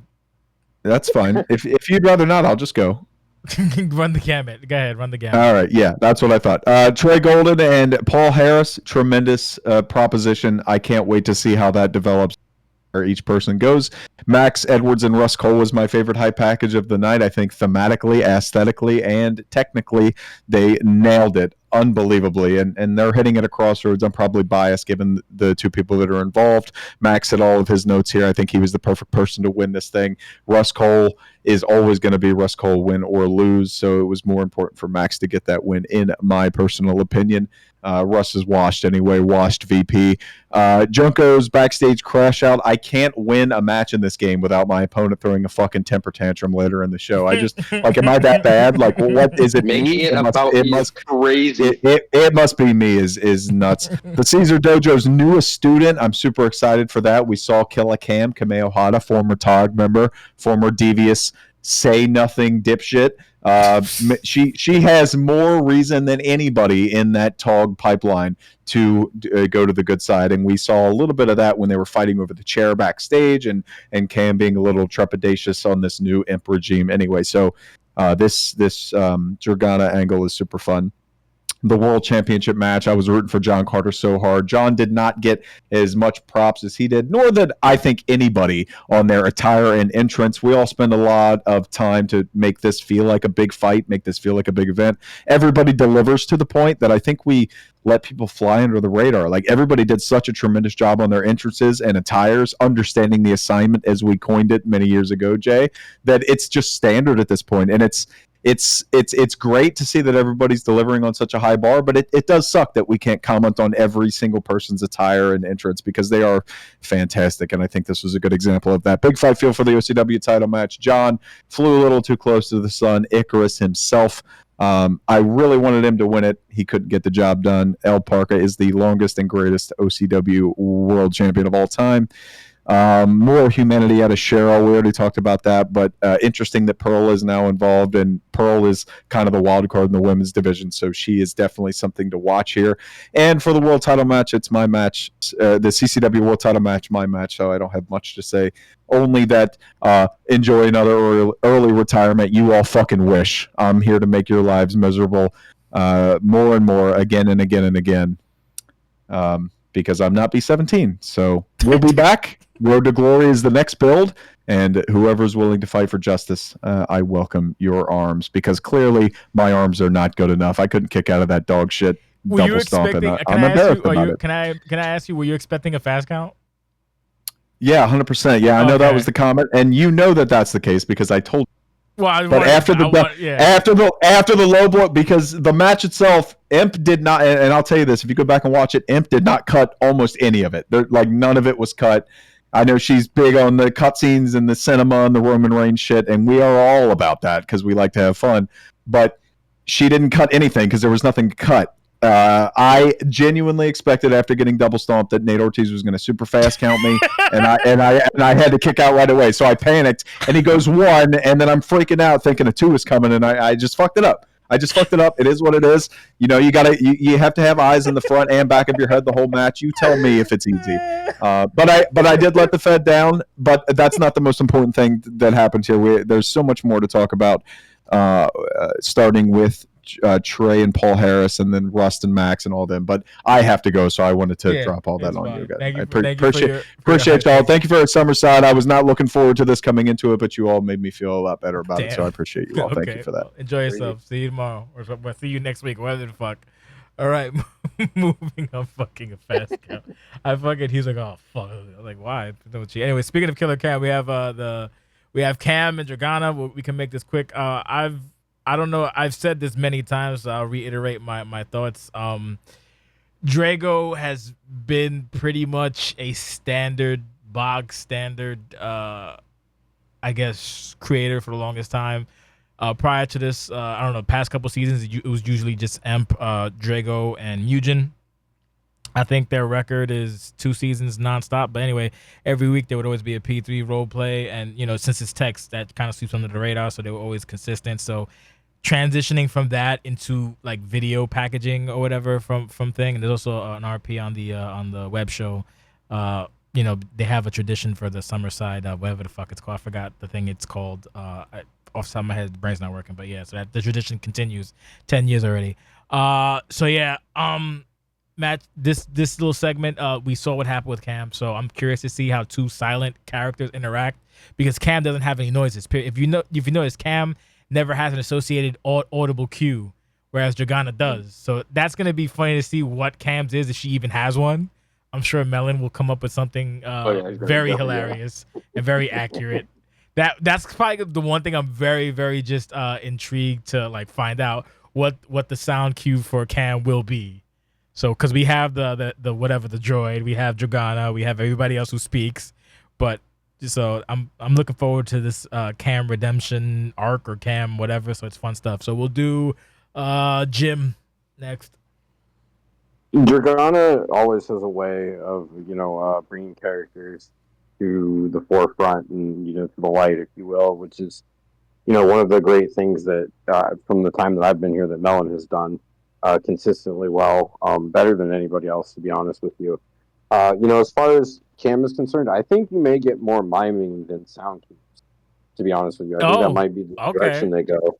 You know what I mean? At least that's in my head canon when I think about it, what I would think from Cam. You know what I mean? Based on what I've seen before. Yeah, you're right. But it's a welcome change in the character. I don't think that Cam, obviously really fit the view of Tog and the whole dynamic moving forward. So it's a way that Russ is kind of reforming the character. I'm all for it. I like the kind of Christine feuding with Christine and then becoming friendly with Christine and Christine trying to do good things. So all around enjoyed it. Yeah, I'm sorry, not fucking Junkie. I'm just here to say that Harper Leroy was right, and she's just been replaced by these people. So I get it, Phil. I get it, sis. I see your plight last week. I understand. It's good. It's interesting. Obviously, me and Kogo Summer and I have a serious conversation about this stuff because what's going on. But good. I like it. I like the fact of Christine said it, like just bringing the dark side, bringing them from the dark side, and just bringing them to her family, and then the dojo dichotomy is cool as well too. So I think she fits well. I am also interested in the whole how she communicates or how they're going to communicate. I'm sure the segments are going to be hilarious, so that should be fun. But there's a lot of ways it can fucking go. Yeah, just leaving us like this is kind of crazy. Tog is just, I don't know what's going on. Like one thing in my head I can see is like Dragana like doing a demonstration and Cam just standing there. Yeah. Stupid. Anyway, Liam, you're up. Melon's one of the content creators that I always appreciate his work because there's always a marketed or a marked difference of approach and sense of humor and touch to how he does his content, which makes him stand out against everybody else. I can't say that I'm overly... what's the word? The idea of 2 characters that don't speak who maybe going to both be baby faces doesn't fill me with a lot of confidence, I'll be honest. I would like to think that maybe Kameo is going to find it difficult to throw off the way that she used to be, so that there is at least some heat between the two. I really don't want to see another storyline involving Dragana where somebody's like looking for Dragana's approval, or for Dragana to praise them or to validate them. I would like to see something different, and hopefully we get that with this feud. You just said it's oppressive, and you don't want Cam to go to the light side. I would like Dragana to beat heels. Just beating everybody up. Well, Harper was there for acting like an asshole. Anyway, what do we have? Oh, Or we was have. she right? She wasn't. We have. Oh, we covered Ryvon, the post interview on Ryvon. What it was? Oh, Russ called Max Edwards. Very, like Jake said, very cinematic approach. Just basically very much Daniel Day Maxwell, as he's wont to do. Match itself solid from the thing. I like the whole dichotomy of Wash Cole, as I'm calling it now. Lost a step. As you progress in these kind of things, a lot of people kind of lose a step in this point. So I think it's helping Russ to just, you lose a step, you come back, maybe you don't. So it's a good little show thread. Max showed out. Russ couldn't keep up. Well, no, he kept up to the very end, but when it comes down to it, you got to be in it to win it. So either way, big win for Max. Seeing where he goes next would be interesting, but he's a big return on the big win, and I enjoyed the match. Very, very, very wrestling, very succinct, very to the point. I like the fact he got a new Dominican haircut. We'll do Junko first. It was good. I was kind of expecting. I was more interested to see like what his presentation will be because of obviously he came back and he hit Parker in the back of his head. I'm there thinking, okay, we might get like a new package. So it was nice to see that we kind of got a lot of elements that of the the Max that we know and love. The match itself, I enjoy this Wash VP era or arc. I think it's pretty interesting. I don't know why. It's interesting. Like I guess prior to maybe about a year or two ago, we would expect Russ to win any big match, right? Because that's just been his character for the time being. So it's interesting. It's interesting to see. Obviously, this package was obviously one of my top threes in terms of just the storytelling, and it kind of seemed like both men were broken and they were using each other to get back to kind of get the snowball rolling. So it was good. Again, both guys are pretty solid on the sticks. So I wasn't surprised. Really good stuff. I think this was a good match to just remind everybody who Max was as well too. I think Max did all of his shit during the match. So really good. I don't know if this was a top 3, but it was definitely top 5. Fair enough, Liam.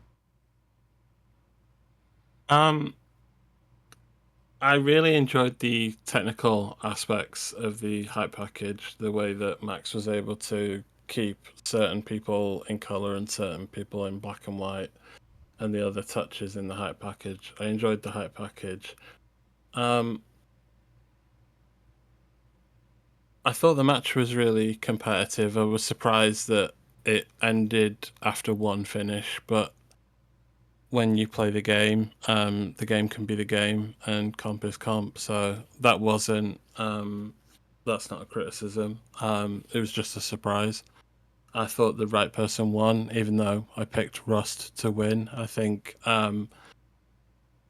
touching on Junko's point, this arc of Rust being a former man of consequence and significance who's now in this arc where he's coming back to do important stuff and restart his career, and he's not finding success. I think that's far more interesting than the stuff I've seen before where he's kind of been a cartoon villain. So I'm interested to see what he does with it, because it's an entirely new aspect of his character and an entirely new layer that I think might draw people in to appreciating Rust more. Fair enough, Jim. As far as the song for the hype package goes, it's a great choice because I had that one queued up for something at some point. And got me on that one. Enjoyed the hype package, the way it was done, the details and the whole aesthetic. The match itself, I feel like this served to kind of give Max Edwards a platform to get back on his game, to show everyone that he's serious. I don't know. For me, this feels like the Russ Cole retirement or something Holy like that. shit. It's like the edge is Strong gone. words. It's just not there anymore. And the man who beat Alexander Bolek at Resolution lifeless. I mean, are we going to see that guy again? Is my question.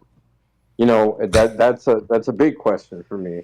So I'm very interested to see where Russ Cole goes from here, and how he kind of works through, his slow start from his to his return and all of that, and then Max. What's Max going to do next? Where are Max's eyes? Obviously, we know Al Parka is probably his end game, but I don't know that his end game is next. So those are the big questions I have at this point. I enjoyed their match. It was very fun. So as a resident Russ Cole fanboy, all I can say from a handler perspective is the only times that Russ Cole is dangerous is when his professional life is in fucking shambles. When his life is good, he's not as good. So right now his life is going excellent, which is Also, why he hasn't also. What happened? Yeah, he also hasn't been facing he's been facing blue chippers.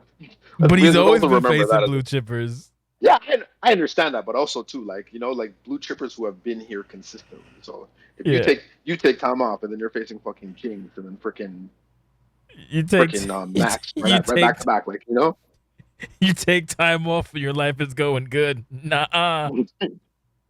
Yeah, I mean, if fucking his life turns to shit, he'll probably be a monster again. But right now, in my opinion, as long as his life is good, he's gonna still be washed, and I'm gonna still make fun of him because that's what I do. You motivate people that way. Like Michael's washed as fuck, but it's all right. One day he'll get back to it. Anyway, Adam's old. Well, who's old? Adam, bingo. Oh, he's good. He just got fucking beat up by Boo, but it happens. I don't know how the fuck she keeps winning. We'll talk about that later. Because this month, what was it, 408 for him, I think it was? Still fucking is incredible. Anyway, moving on. What do we have? Oh, we have Junkie crashing out. Nothing. I liked it. Fun. Anybody can chime in on this segment. Go for it. Don't make me call people out. Go ahead. Go for it. There's a trend in EFEDs that people make characters that are related to each other that are their alts. I'm generally not a fan of it, but what I liked about this crash out is that it basically put Junko against Jubei and Akita, so they can continue their respective arcs without necessarily being dependent on each other, which I liked. All right, Jib. It's the fallout from what happened earlier with Debbie and all of that stuff. I thought it served its purpose, and it was very straightforward. That's what I got. Junkie, anything you want to add? Yeah, I appreciate that. I think that was kind of when I was conscious of that when I was creating the whole Junko verse. So that was kind of the thing where I wanted to avoid. So the fact that it's kind of translated that well, they aren't really reliant on each other, was kind of I wanted to just kind of tell a story in the sense of she's been here. She's here last year. It was all about Junko. She was doing it by herself, and then there was no support because Akita was in fact here. He just wasn't in front of the TV. Jubei shows up now, and Jubei's got Akita's full support, and Junko obviously feels a way about that because Junko feels like she is the star of the family, which she is. So that's kind of just been the story, and I'm glad it's translating well. So if everybody likes it, I love it. The fact that all the garbage gets tossed away while you're walking, it's so stupid. Fuck you. Anyway. Oh yeah, she wrecked that. I apologize, but I had to make a mess.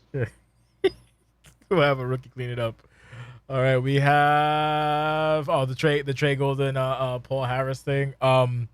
Yet another European man telling Trey to get his shit together. I can't say I don't hate it. My only weird thing is like is it a thing to mention specifically who you lost to? Or just keep it vague, because I feel like it depending on. Sometimes you hear the name, sometimes you don't. Anyway, that's a What do you mean? That's a minor nitpick. Like he lost to a legend, but we just say, oh, for your recent loss. So I figured, wouldn't you say you like, if, for example, you lost to El Parker. You lost to El Parker in this big match, wouldn't you say that versus like, oh, you just lost? But that's a minor fucking quibble. I like this. Tread's continuing on the path, it leading to something else. As long as Tread's doing something, I'm happy.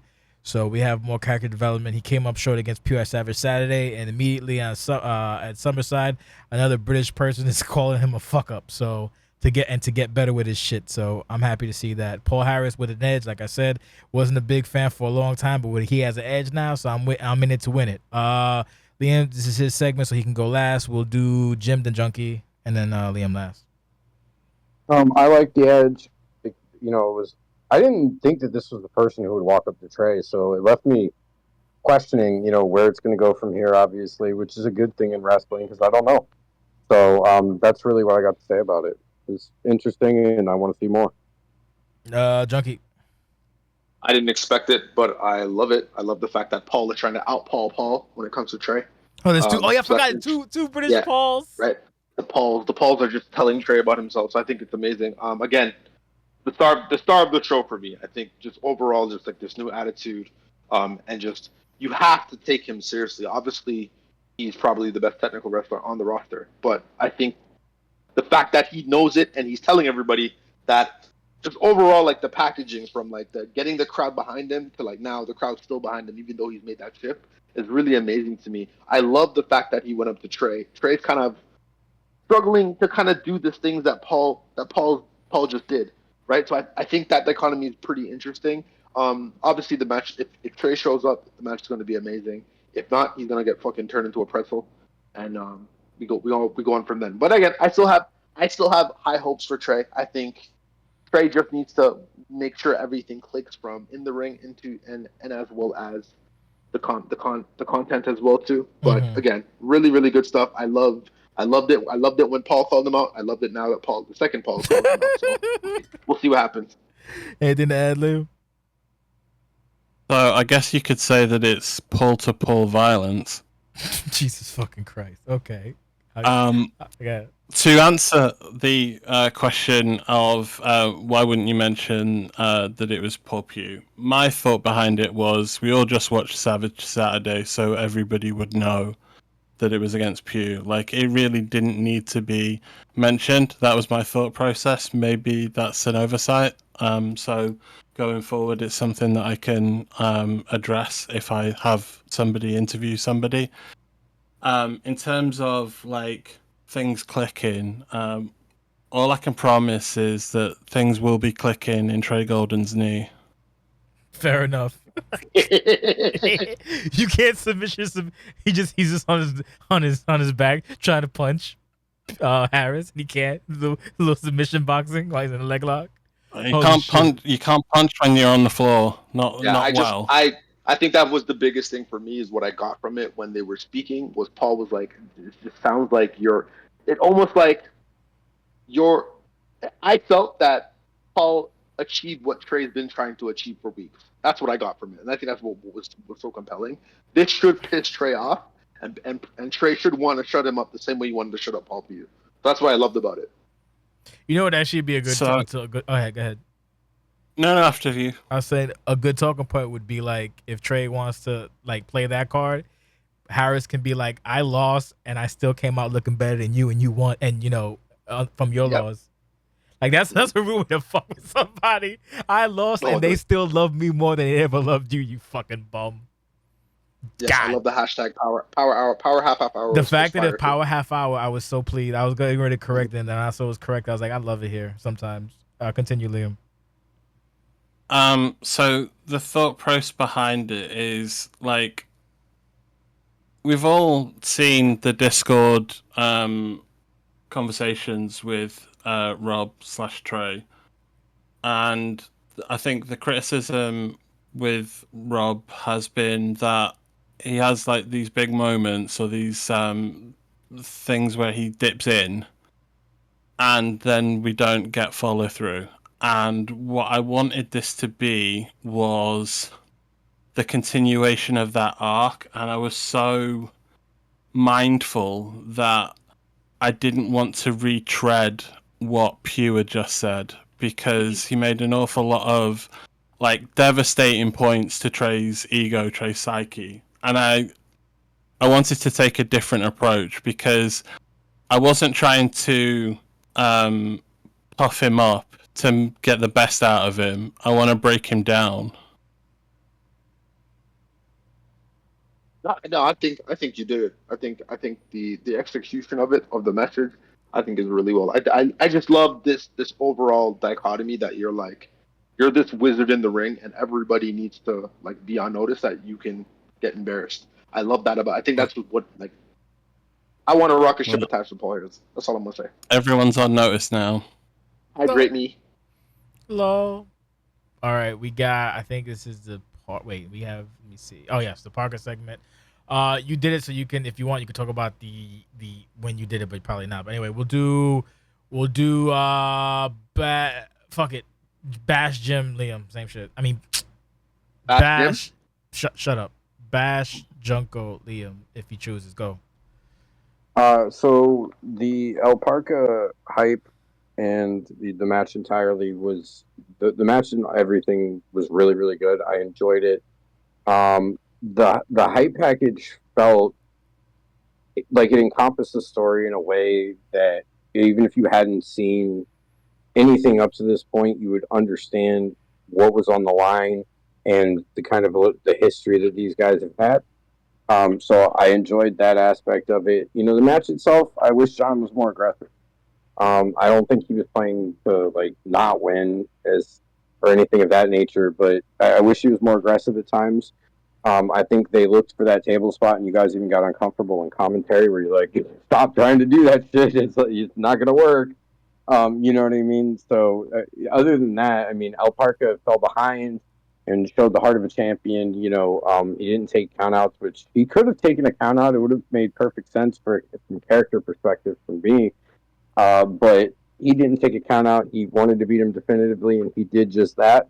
You know, look, you can't, if you're John Carter, I think in that situation, you can't go down with two finisher bars. You know, you've got to shoot your shot. That's probably like, you know, just and I'm sure he probably beats himself up for that as well. But you know, that's my kind of takeaway from that, and where his character goes moving forward. El Parca, as Jake said, you know, longest reigning champion of all time for OCW. Moving forward, where this historic reign runs as well as, you know, those are all questions that are hot topics going into Road to Glory. Okay. It's crazy because he really is the stability of OCW. That's just really what it is. He's been obviously I love the whole rivalry between him and Adam, just in terms of their two characters and how they've kind of just had this thing where who's the better champion. I love that. I think it's amazing that he didn't even mention that he was the longest. Like winning this would make him the longest reigning champ. So kudos to him. I love the fact that Parker loves to not make it about him. It's usually more about the contender. And I think that just shows how good of a champion and how he just understands how shit works it here. Fucking insane how this unit of a wrestler was in complete control over like the first 5 to 10 minutes, and then he just blows it all away. He did. What can I say about Mr. Carter? Again, he's one of the best on the sticks here. I do agree with Jim. I think he got a little bit spot friendly. Obviously, that boy loves to explode on the outside anywhere. As long as it's a foreign object, he will explode you on it. But there was a time where I think he had Parker down, and he really should have stepped on his throat. And that came back to this. Parker is one guy who is very resilient as well too. I think he's almost as resilient, if not more resilient, than H2O. So you give them a hole, they'll pull through it and do what they need to do. What happens now with John? Where do you go? What do you do? Do you go back to being a tag team wrestler, or do you stamp that you're a main event talent and you will remain a main event talent? Do you go after some of the big fish that we have here as well? That's what I'm more interested in to see. I want to see John be consistent in the main event picture. If you want to bounce time between that and tag team wrestling, by all means. But we need to know that you are a staple in this division. We need to know that you can, even if it's a situation where you don't go after Parker. I think you should stay away from him. But if it's a situation where you go after you go for another title, or you try to face a relic just to show your greatness, I think you do that. But do not squander this this package that you've made for yourself in the last 5 to 6 months. Fair point, Liam. So I'll talk about the match first. Jordan and Dylan both did a really good job with their attires. I know normally you don't like white attires, but I thought that Dylan did a really good job on reversing what he normally does, what he normally wears. I'm not a huge fan of the attire pieces, but he's made a choice and he's sticking with it, and so keeping that consistent but also new, I appreciated. Everyone did a great job with attires tonight. In terms of the match, I didn't have it going this way. I assumed that if John would get a lead, John would just keep the pressure on him, because in the past, that's what we've seen from him. We've seen, even when he was new and he had the opportunity to win titles, he was ruthless. And maybe that's something that's missing. Maybe that's been sort of talked out of him. I'm happy that Alpaca won, because I think that the storyline that Jordan and Alpaca are giving us is so needed compared to the chaos and oppression with Emp and the Sensation storyline, and we desperately need something to sort of ground it. And like, Emp can be this chaotic whirlwind doing this, that, and the other, but you need like a solid world champion that is just like, I am the best wrestler in this company, and anybody is going to have to step up and take this belt off me. But like, beat me if you can, in the wise words of resident from Red Hook. In terms of the hype package, I don't know if many people cottoned onto the fact that it was a variation of the original hype package between Parker and John. And the reason behind that was Jordan and I were discussing, like, Jordan didn't really know what he wanted to do for a hype package, and I said, this is what I would do. So there's this frustration here that John has won future investment, but he hasn't really changed as a character. He's still pretty much the same character that he was in December. So why don't we tell that story? This is the same John, it's the same Alpaca, and it's the same problem.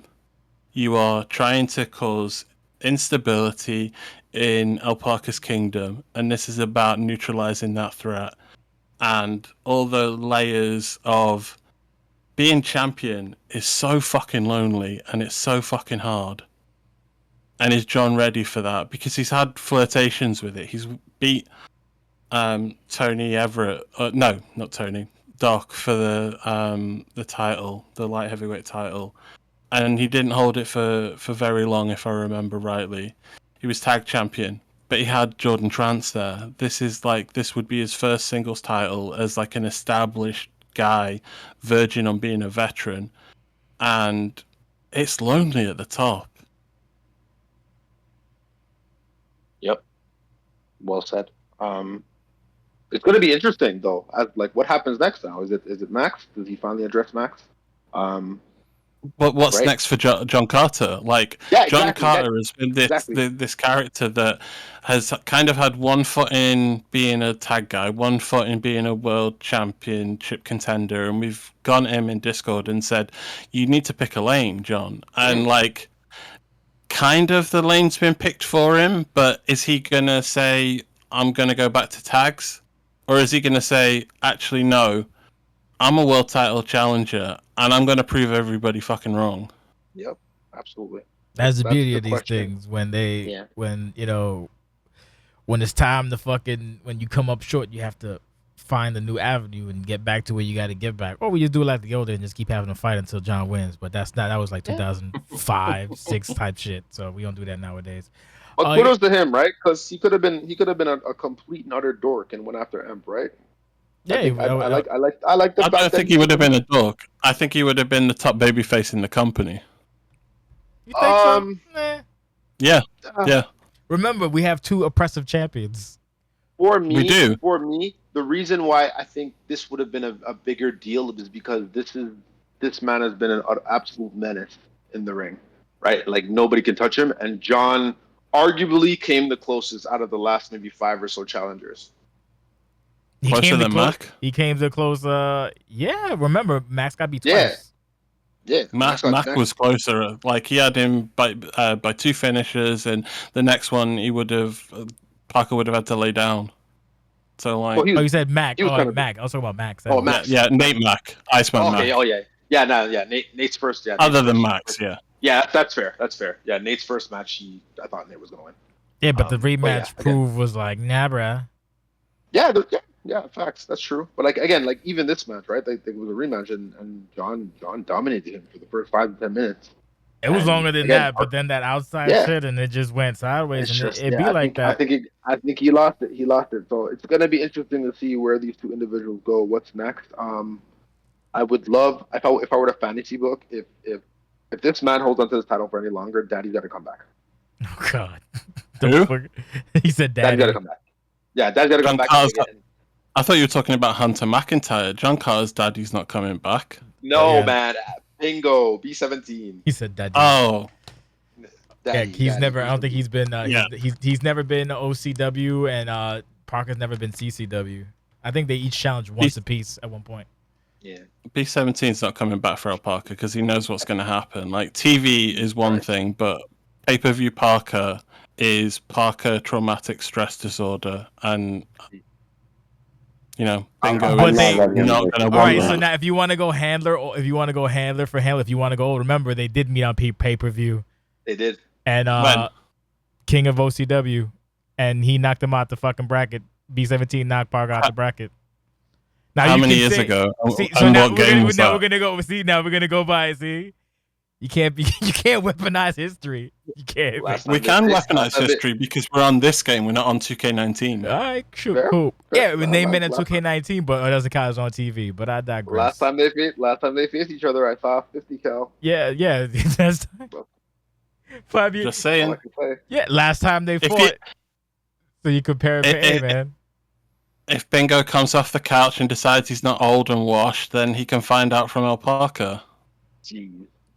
That'll be a fucking stressful white guy match. Yeah. I would pay to hear. just- I would pay think this feud would be I would amazing. pay to hear just the voice communication. Both people just screaming loudly and shrieking at each other, and then the quiet GG. You'll hear it because neither of them will turn off their You just controller. just be screaming. You'll just hear it on the nonstop. recording. Yeah. Let's not do that because we'll never get another Let's Talk OCW ever again. After Oh yeah, that. that's true. Yeah, That episode of Let's Talk OCW would be crazy. So yeah, match itself, I loved it. Like you said, I make the K-Fizz joke about stability and reliability and shit, but it's the truth. But if you, it's also Parker is the camera you take to work every day.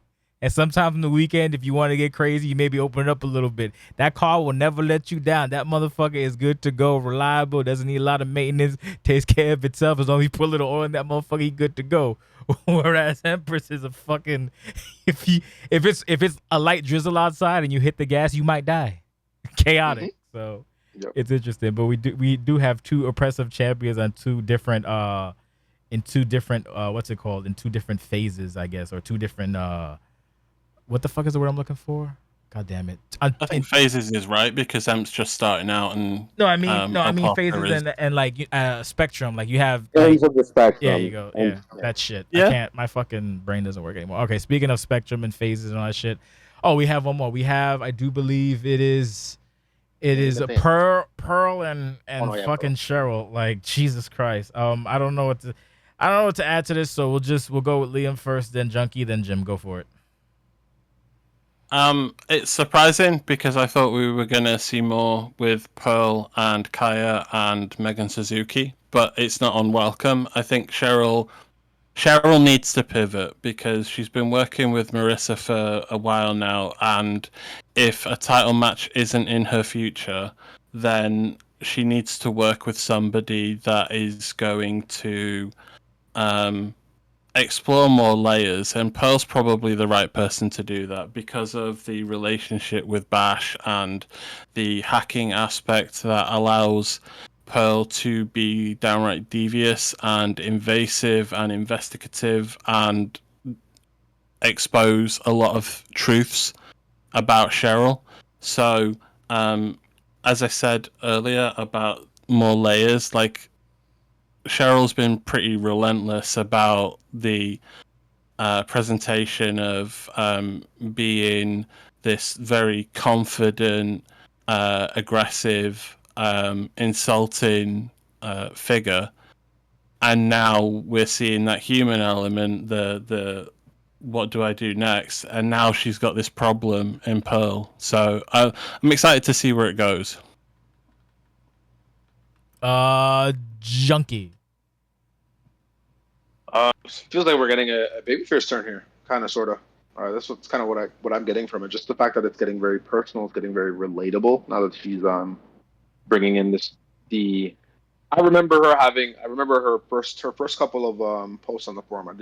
I know she did have there was a few instances with her brother there, so it's good that we're bringing him to light now, and we're getting it a little bit more personal. Pearl has this way of just making things like uber personal and making you want to slap her in the face. So I think ultimately the crowd is going to get behind Carol, and she'll be a babyface now. And I think that's kind of the way she needs to go. To be honest, I think the fact that everybody kind of loves her in that way, so she kind of needs to quote unquote pivot. Yeah, I agree. I'm with Liam. If we're not going to get a title match, which is kind of odd, I thought that's where we were going. But if we're not, then yeah, this has kind of got to be the pivot, and this is where she goes. But it includes a face turn. I think the face turn will be nice and welcomed. So good stuff. It's a good again, like I said with the Ashley segment earlier on in the show. It's kind of good to see this more personalized version of her. Marissa also did this as well too, where she made it very personal. But we'll see how Carol bounces back and how she responds. Jim. Really, it's just, I guess, really that's the intention. It's just to try and get her in that direction. Tried to keep it shorter than 8-minute arbitration this segment. So, solid 5, I guess. With 4.5. Oh. But yeah, 4.5. Yeah, you said between 4 and 5 minutes if you have. Yeah, that's why next time she said 2 and 3. Fuck. I made sure I hit the target, at least in that respect. But it was very verbose. So yeah, when it comes down to it, that's all I was trying to accomplish. So nice to hear what everybody else has to say. All right. And then we're wrapping up. Look, we're making pretty good time. Thank fuck. We have the commercial. We have I like this package a lot just because fucking the stupid song I like a lot, and it was we got a little bit of I don't know. When you match the words to the actions and you get a little history, a little bit of this or that. When it comes to this kind of shit, it's insane. I'm just here to be a cheerleader and I'm along for the ride like everybody else. For the most part. Coming from the match itself, so this is what Emp all the time. What does she say? She says she does the Parker thing, or I guess maybe Parker got it from her. They both do the same thing. Well, Emp goes, when Quartz kills me, I'll go and I can just do the videos from now on. I don't have to worry about blah blah blah. And then I'm like, oh yeah, whatever. And then Dre goes like, yeah, okay, yeah, all right. Because Dre goes like, yeah, just like he killed Tara, just like Tara and fucking and Heather, and then Tara again. Da da da da. So yeah, I don't know what to do with this lady. I don't counter out. I'm just like, okay, if you're gonna win. Match itself, obviously there's gonna be sports entertainment horseshit in it. Which is what it is. I don't give a fuck. It's entertaining to me, so I don't care. I didn't think she was going to win, but she did. And I still find it funny though that Jake thought it was gonna be a fucking fast cow. That part popped me. Like, I don't know what you can do when it's guest referee. That's a very difficult stipulation. I've always been trepidatious about that stipulation, even back in the day when it actually worked and you didn't have to parsec back in the old SmackDown games and shit. Those games used to be, you had more freedom but a little bit more restrictions. Like, you couldn't do certain things like weren't possible, but you could basically fucking cheat nonstop, and that didn't happen here really for the most part. So I don't know how to put it. I enjoyed the match. It is what it is. I don't know what the fuck happens now with fucking Emp and whatever the fuck. The saga continues. Wu-Tang, more fucking people. Rex is now around, so that should be fun. What is that? He lost weight, so good for him. Fuck him though. So yeah, it's been very oppressive. So I guess we'll do Bash, Liam, then Junko. Okay, so the hype package, like you said, the words synced up. I love the feel of the whole entire thing. It encompassed what has happened in multiple phases of all different people. The match itself, I thought it was a fun match. M fell behind early. Yes. But she fought back, and, obviously, I don't think Nate being the special referee, other than storyline purposes, really had too much impact on the match itself. They had the little scene with Baker obviously being dragged out by Rex, which makes Rex a whole wild card in this thing as well. And, it'll be interesting to see what happens there and what his involvement is moving forward with this as well. Obviously, Quartz feels like he's got a bone to pick at this point in this. I mean, we're going to have to see what happens. Obviously, Emp retained the title.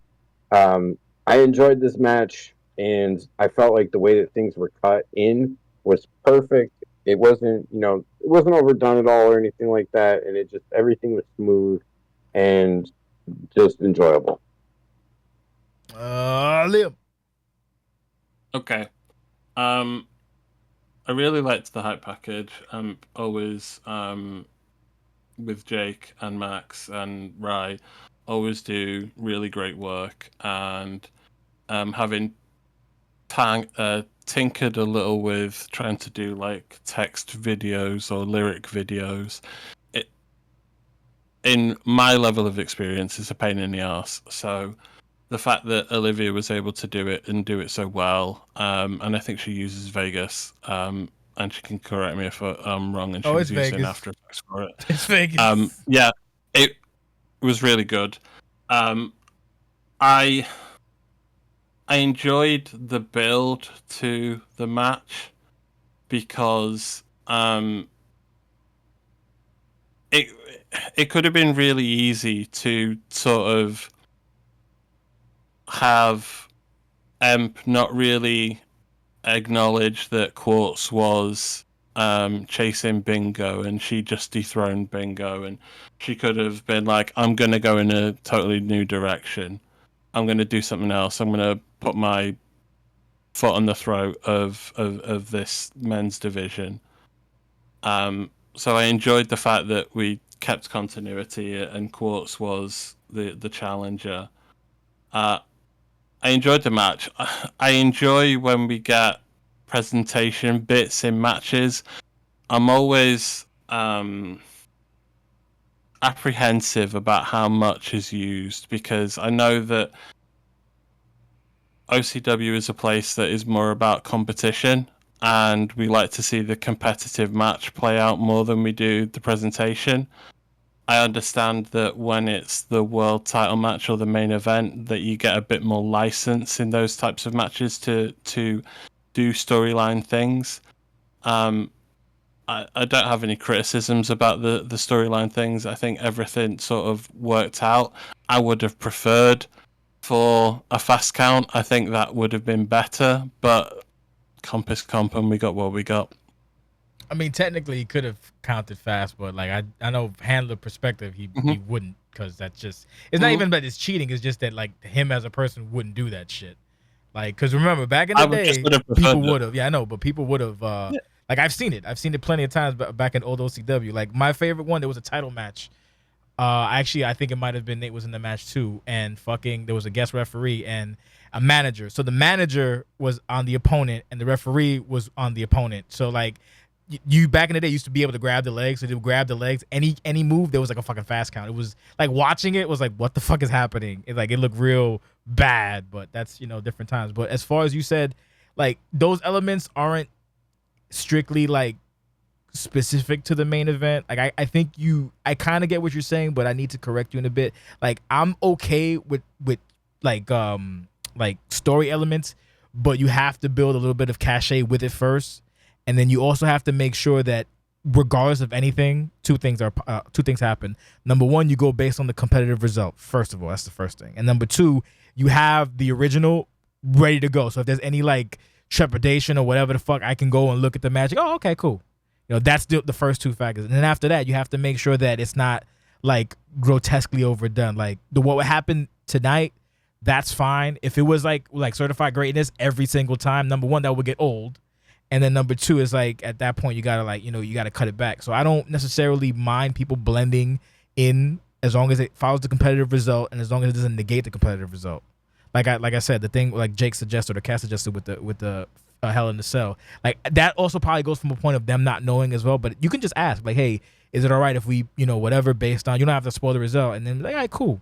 The problem is that when every match becomes that's when you kind of dilute everything. So one match or two matches have it, it's okay. Like do stuff like that. Like your creativity shouldn't be impinged, but at the same time, you should also have that equity built. Like you doing it, Harris or whatever, like you doing it, you've been here fucking how many years? Like 5-6 years. That's fine. But if a fucking rookie off the street comes off and does it, it's like, I don't know, because in the past what happened sometimes too is people would go and they would try to like they would go and do their story bullshit, but then they wouldn't go based on the result. They would go based on a perceived result. So like, oh, if we do it this way, you get the win now, and then I can go do it. No. We're not doing that. We're not having fucking Bolek have a storyline, whatever, this week, and then next week Bash gets the win. No, we're not doing that shit.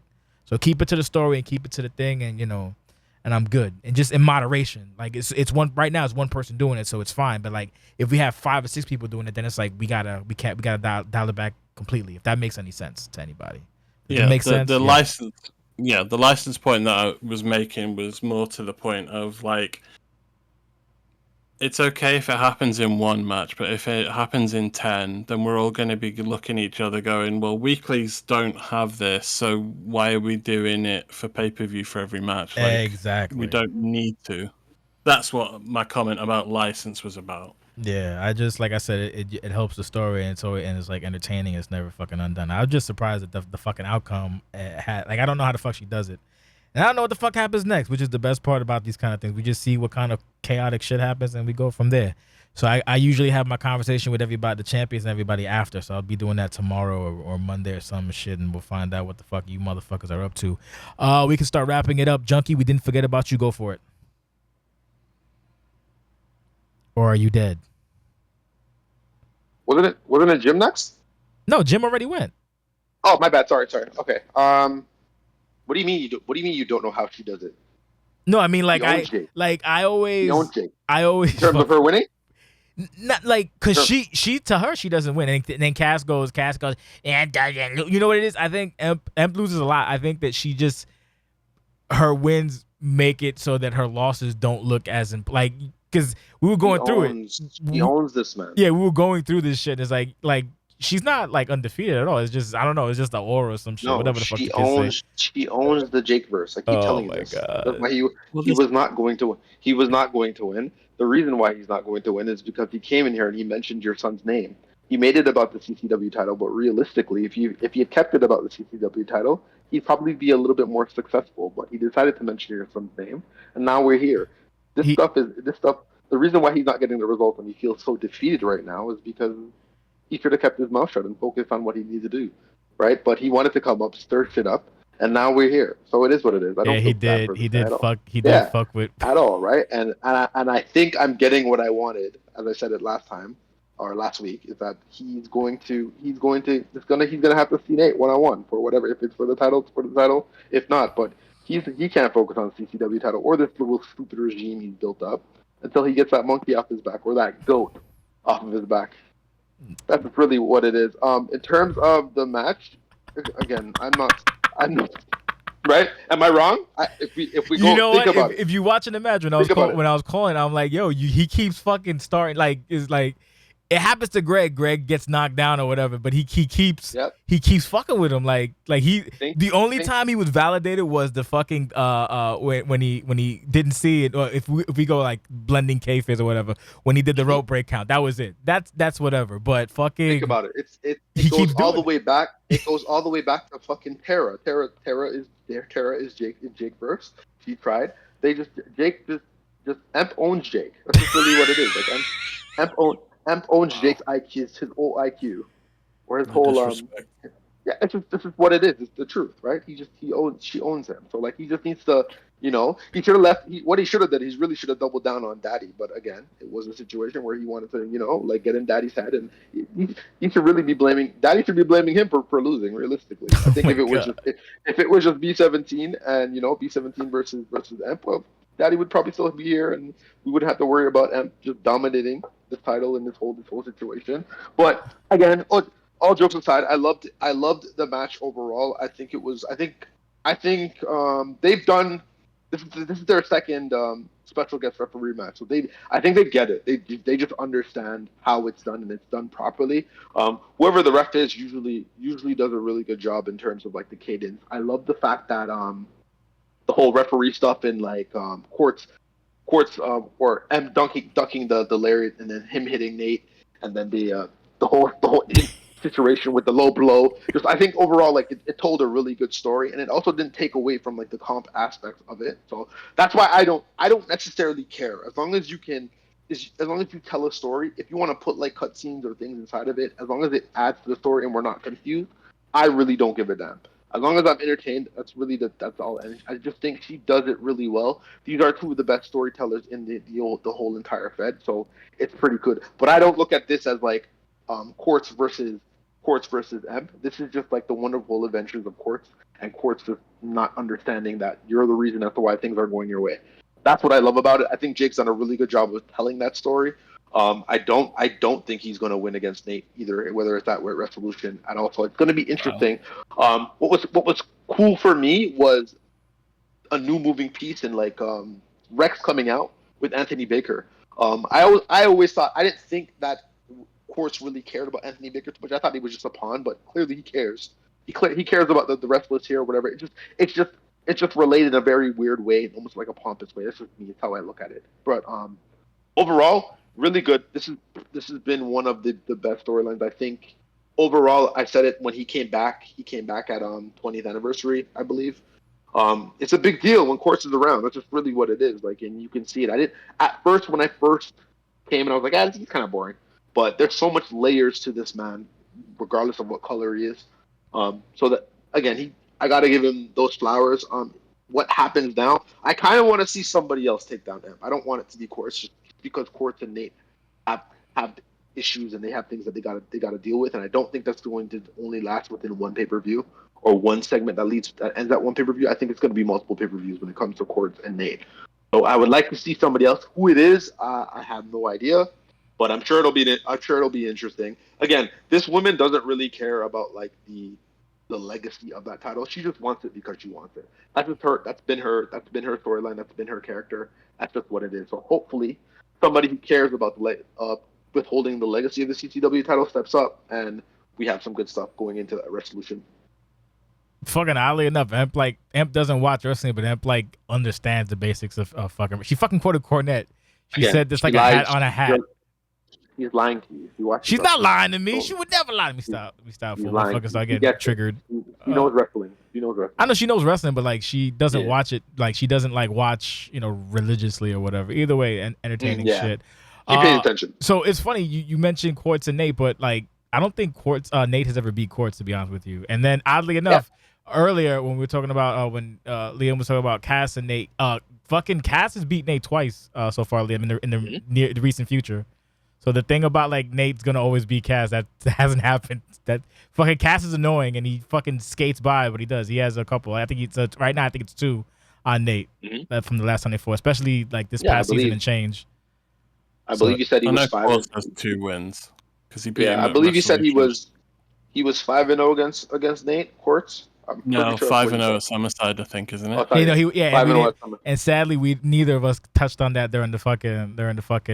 Maybe it might have been for the Yeah. better because I would have fucking hammed it up on that shit, Yeah, so he kind of laid his own bet. It is what it is. which is fucking So he crazy can't- because it was he can't- yeah. She ended that fucking streak, bro. Oh my god. Yeah. She Yeah, fucking so kicked the fact that again, I don't think Nate would have. I thoroughly don't think Nate cares about like sensation stuff. I think he's more focused on his greatness. Obviously, you could see it in this match as well. I think Quartz opened Pandora's box and said his name, and that's why he's in this situation. Obviously, he cares about Kamiko, but I think it's just a situation of like, oh shit, you motherfucker, you want to talk shit? Like I'm not the GOAT, and that's what happened. Well, we'll I don't fuck think it. he's opening Pandora's box though, because Carmine's not getting involved. Oh, I knew that was coming. I just let it happen. I knew that was coming. We can't have that. The Jake verse usually only operates with two or three. Yeah, I agree. I don't. Yeah, I hope he doesn't. I hope that whole stuff with like Baxter and stuff. I hope Carmine doesn't. Like if we're gonna go, for the sanity of yeah, for the sanity of Jake. Yeah, I told him I'm like, yeah. I'm like, motherfucker, if you're thinking of coming back and like trying to do Cutlass, please don't. No, we're not. No, we're not. Jake operates on like a 3-2 principle. Usually he'll have three at a time, but then immediately one gets shelved, and then he focuses on two. So hopefully, because that's for all handlers in general. You just gotta moderate your handler usage or whatever. Yeah. I don't watch wrestling. I watch clips from YouTube once in a while. Listen to Cornette when cooking. There you go. Fair. If he said hat on a hat, I fucking popped. I was like, oh, it's a Cornettism. But yeah, so yeah, fun shit. So oddly enough, I guess we could start wrapping things up. So we crossed everybody. There's not much to be said as far as quality wise. We suffer at this point. We're at such a point where I feel like if I compliment y'all, it doesn't even matter because we're at this point where like the status quo is above average. At least in my opinion, I could be wrong, but I feel as though I've said it on numerous occasions. You guys are all very, very hardworking, and as much as sometimes y'all like, oh, you got Jade. Yeah, I do a lot. I definitely do a lot, and I get annoyed, but I do a lot because you guys give me a lot to do, which is it's a good. Every time I book, and it's like I'm not complaining that we have a lot of content. I'm complaining that we have. I'm not complaining about that at all. It's just that like we have set this bar. Like we set this bar for ourselves that if it feels weird, we shouldn't. This should be what we see here today. What we saw here today should be basically maybe me being annoyed, and then like everything that I come up with or whatever the fuck, like everybody else usually does. This is everybody's collective work, organized into a digestible, I guess, medium, and then presented for our community and whoever else wants to join the ride with us. And the fact that we have this work schedule where it literally matches fucking usually actual companies, because we're taking next week off, obviously, because fuck that. But the week after, now we got 3, 4, 5 weeks until Road to Glory, and then it's that shit, and then we're fucking 4, 5, 6 weeks till Resolution. Oddly enough, I had this thing in my head. I wanted to push Resolution back to fucking February of next year, but I'm not gonna do that. Jesus Christ. I don't know. It's just I'm just like the March thing bugs me. I'm not big on September Lucian, but at this point, like I can't, because the thing is, you weren't around for the Jungle, but we got spoiled on 19 because we had to be on 19 so much that we had an opportunity to do a bunch of little fun side projects, and they weren't super duper stressful. Like now I feel like there's a lot of stuff I want to do, I want to put my hands on and shit, but we really can't because we have to be like that. Like I don't want, like, doing Savage Saturday worked out good in my head. I think it was successful, obviously. I hope it was. I hope people enjoyed themselves. But like, Oh yeah, it was a good alternative. I think that moving forward, I'd probably just opt for 2 nights instead and just call it, or even just maybe like I did fucking the maybe 11 matches on one night or some shit like that. Like our matches alone, we had 10 matches that came out to 2 hours and 53 minutes, and then we had about 56 minutes of segments alone. So overall, the show was 3 hours and 50 something.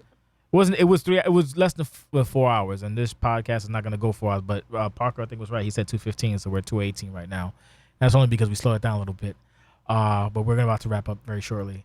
So it's just, I don't know. It's a lot of work, and everybody here puts in their effort. Sometimes maybe good, sometimes maybe shit. It doesn't even matter like quality wise. I'm just the fact that people are all firing, and it's not just like maybe it's not just Bash doing his shit, or just not like Owen Liam or whatever the fuck doing his shit. Like everybody's putting in something, whether it be rookie or legend or relic or fucking whatever. There's always somebody doing something. So, and collectively 34 videos total, I do believe, also from different people. We didn't have this for many years, and nowadays it's standard. So like the attires there, you would have like one nice attire or two nice attires on the pay-per-view, and it's like, oh, now everybody's on point. You would have one or two hype videos to show, maybe even just one, and it wasn't the main event. And now like usually you'll get everybody doing something.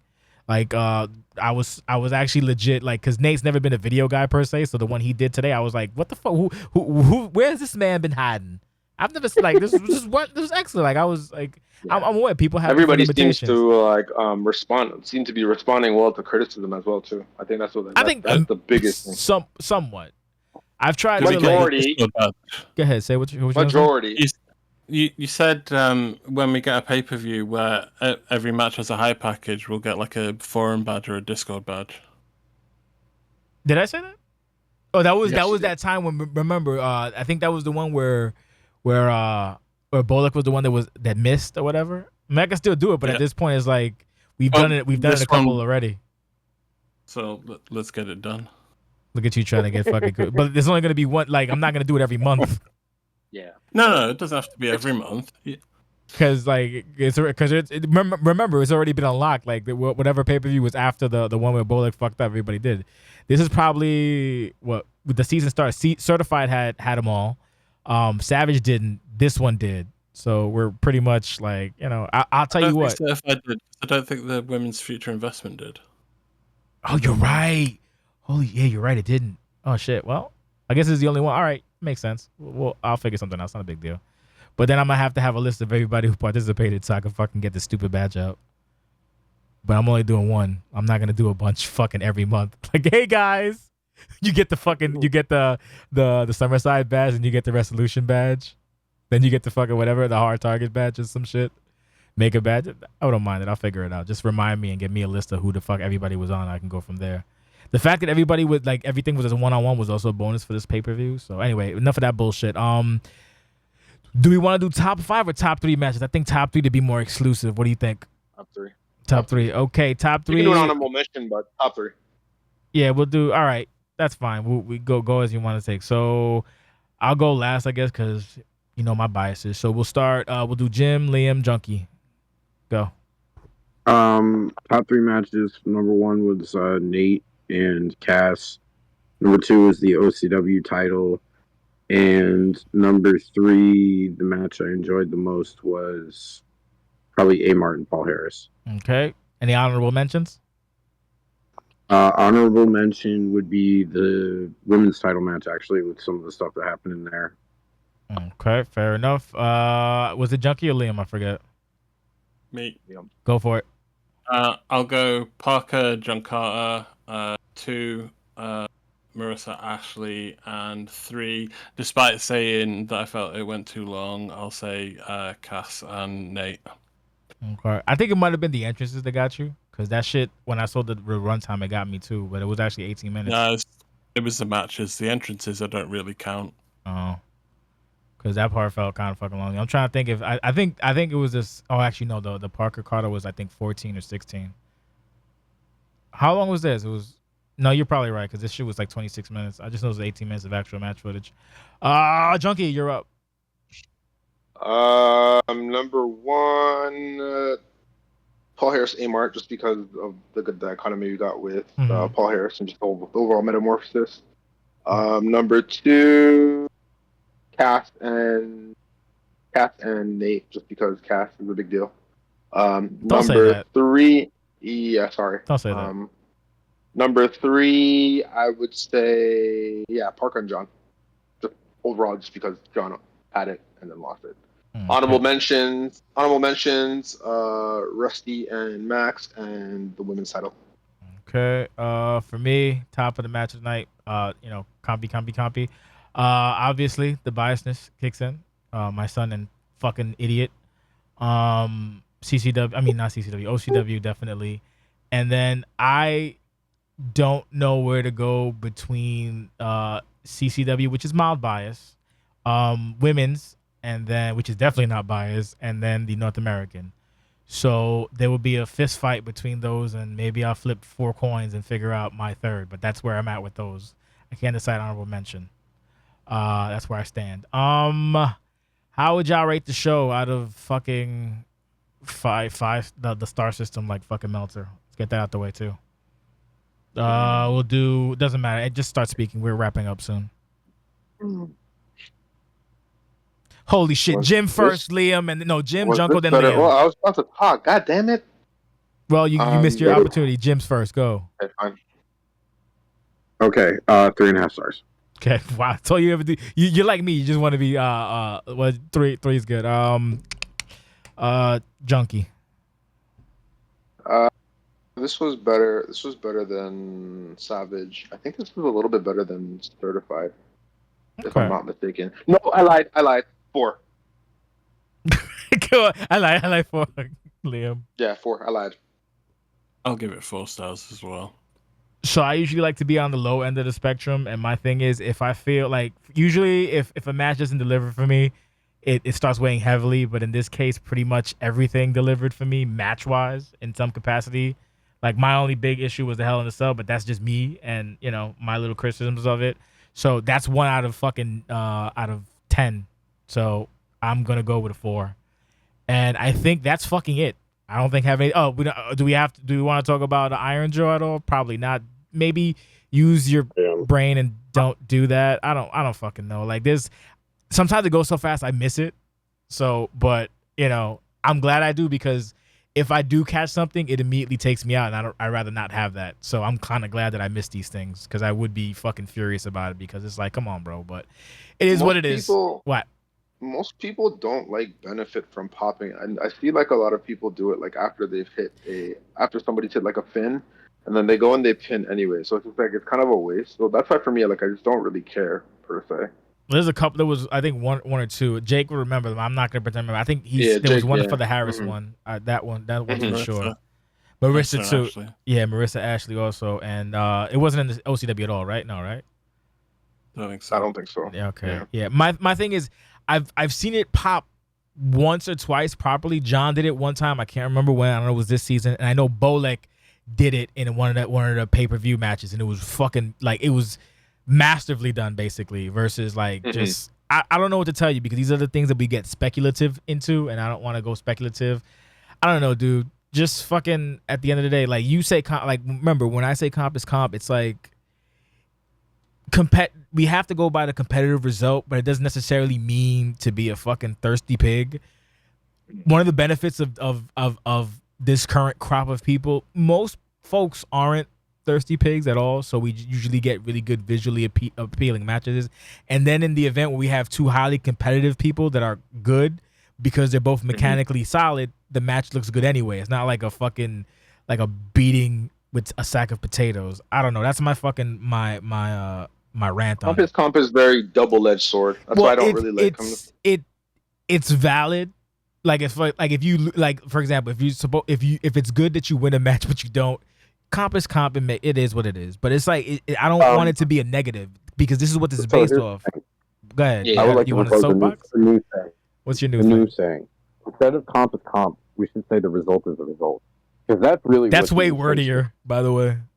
But it's the truth. It's the result. Result is result. I mean, that sounds very caveman-like. Result equals result.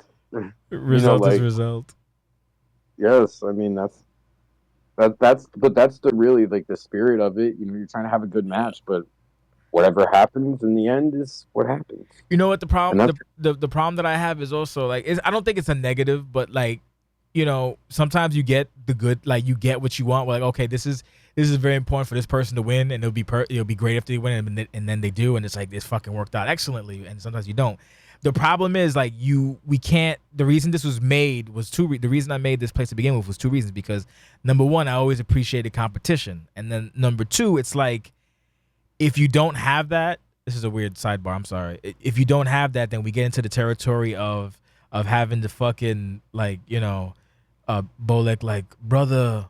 brother, I've lost 3 weeks in a row. Why can't I? Shit like that is like, don't fucking talk to me. No, like shit like that.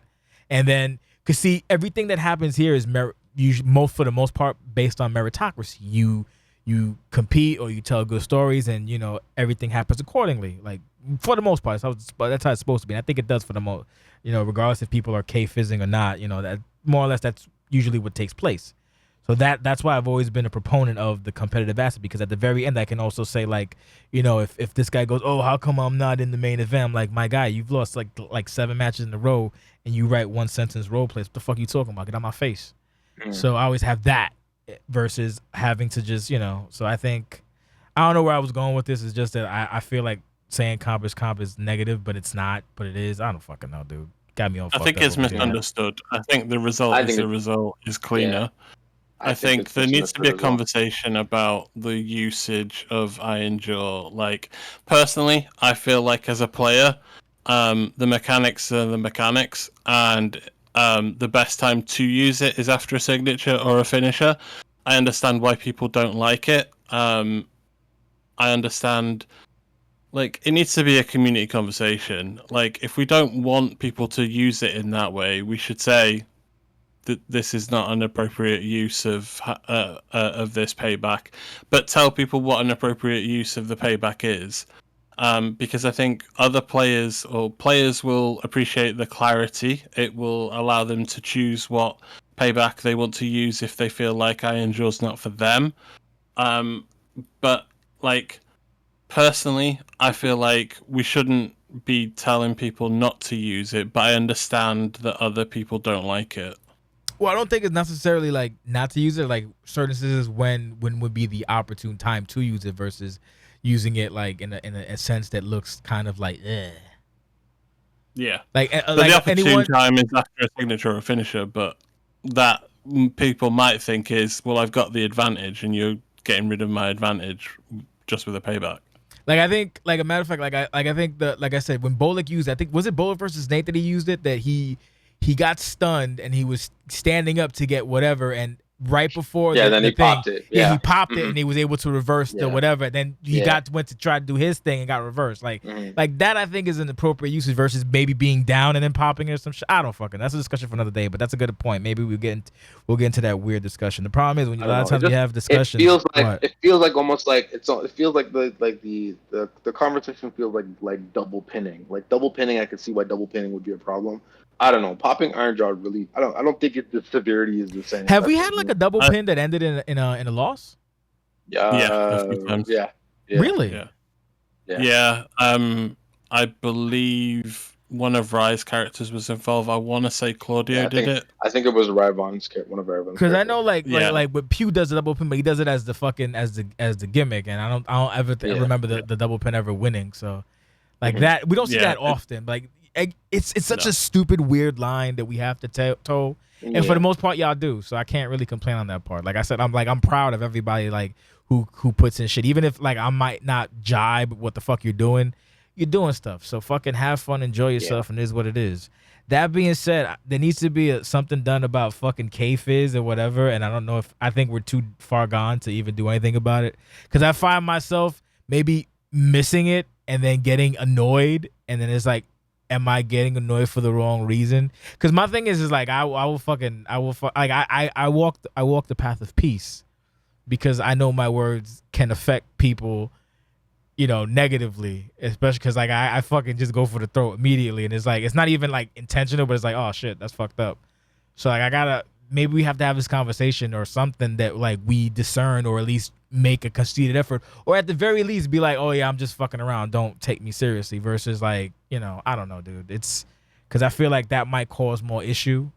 Like I try not, like whenever y'all yap about whatever, I try not to sometimes I find myself getting upset, because in my head I'm like, motherfucker, I'm a cheerleader. All I don't do anything, leave me alone. Like what the fuck are we talking about?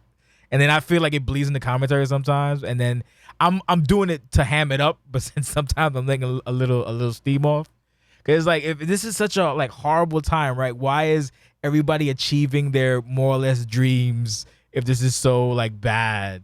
but then it's like, oh, they're just talking shit, but I'm buying into it. So maybe we Which gotta. I think that people are just not maybe necessarily. I feel like even They in this might not kind be of sincere, and the I might be reading competition. into it. Maybe I don't Yeah, know. but like this is a very competitive atmosphere. You know what I mean? Like Yeah. for people at places and stuff like that, and it's hard to come by. So sometimes people can get, a little in their feelings, because they put in a lot of work. I mean, that's just the reality of the situation. But everybody puts in a lot of work. Well, most people do. I think it is very particular to role-playing environments where people take on the role of another character, that you engage in these conversations where you put forward a character opinion and people react with their character's opinion or maybe a negative opinion and potentially take that personally. I think in other role-playing games that I've played, the best thing to do is to separate in character from out of character. Don't encourage an environment where people are allowed to walk the line of being out of character and be a player and say stuff that is their character, because people will not interpret it well. They might misinterpret it. They might take offense to it.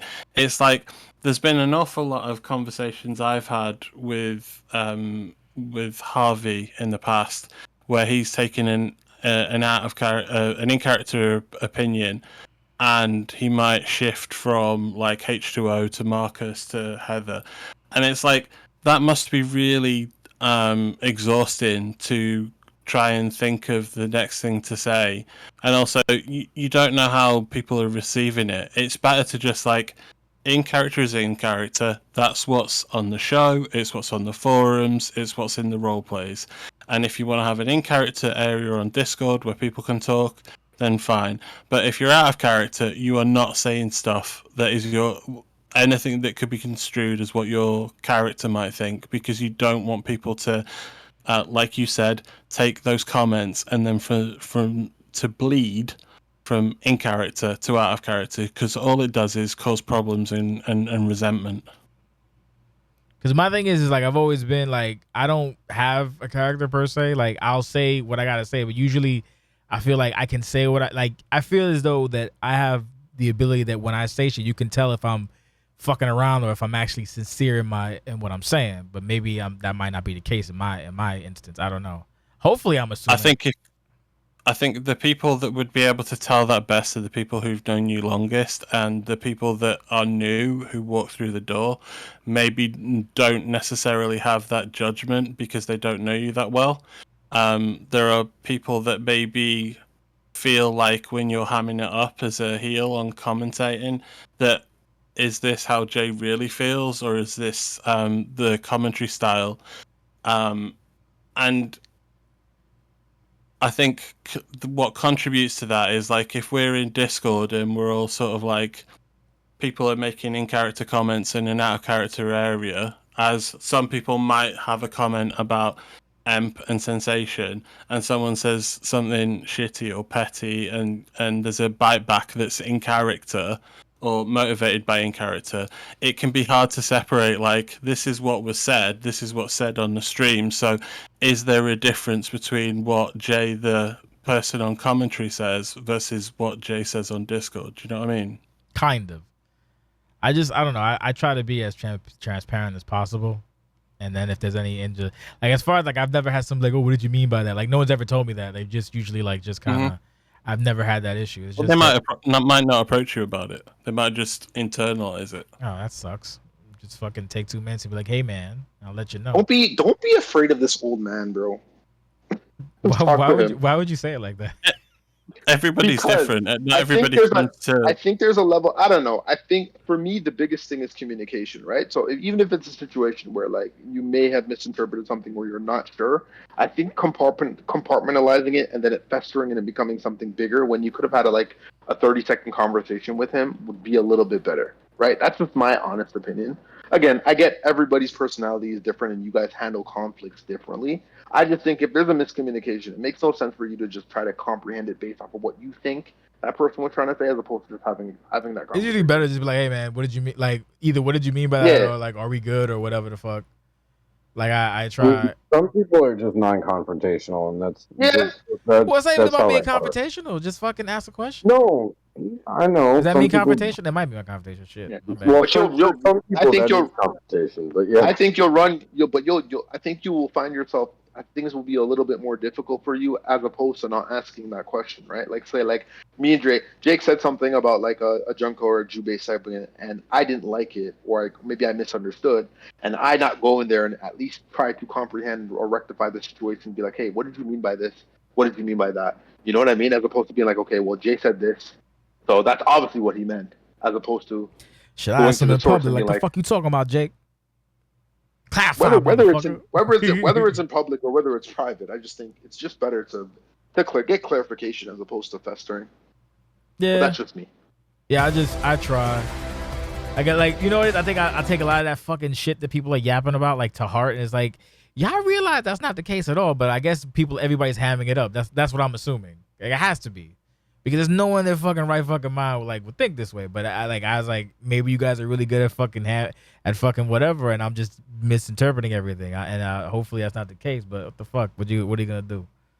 It's just like, I don't want it to be this whole thing where I fucking go off the deep end on somebody when I didn't really have to. That would be not nice, and I want to be as nice as possible to you motherfuckers. Ooh, what happened here? Sorry. I'm multitasking. I forgot to upload the video for fucking, not upload, but the video for fucking the pay-per-view. It just has not been up yet. Now it is.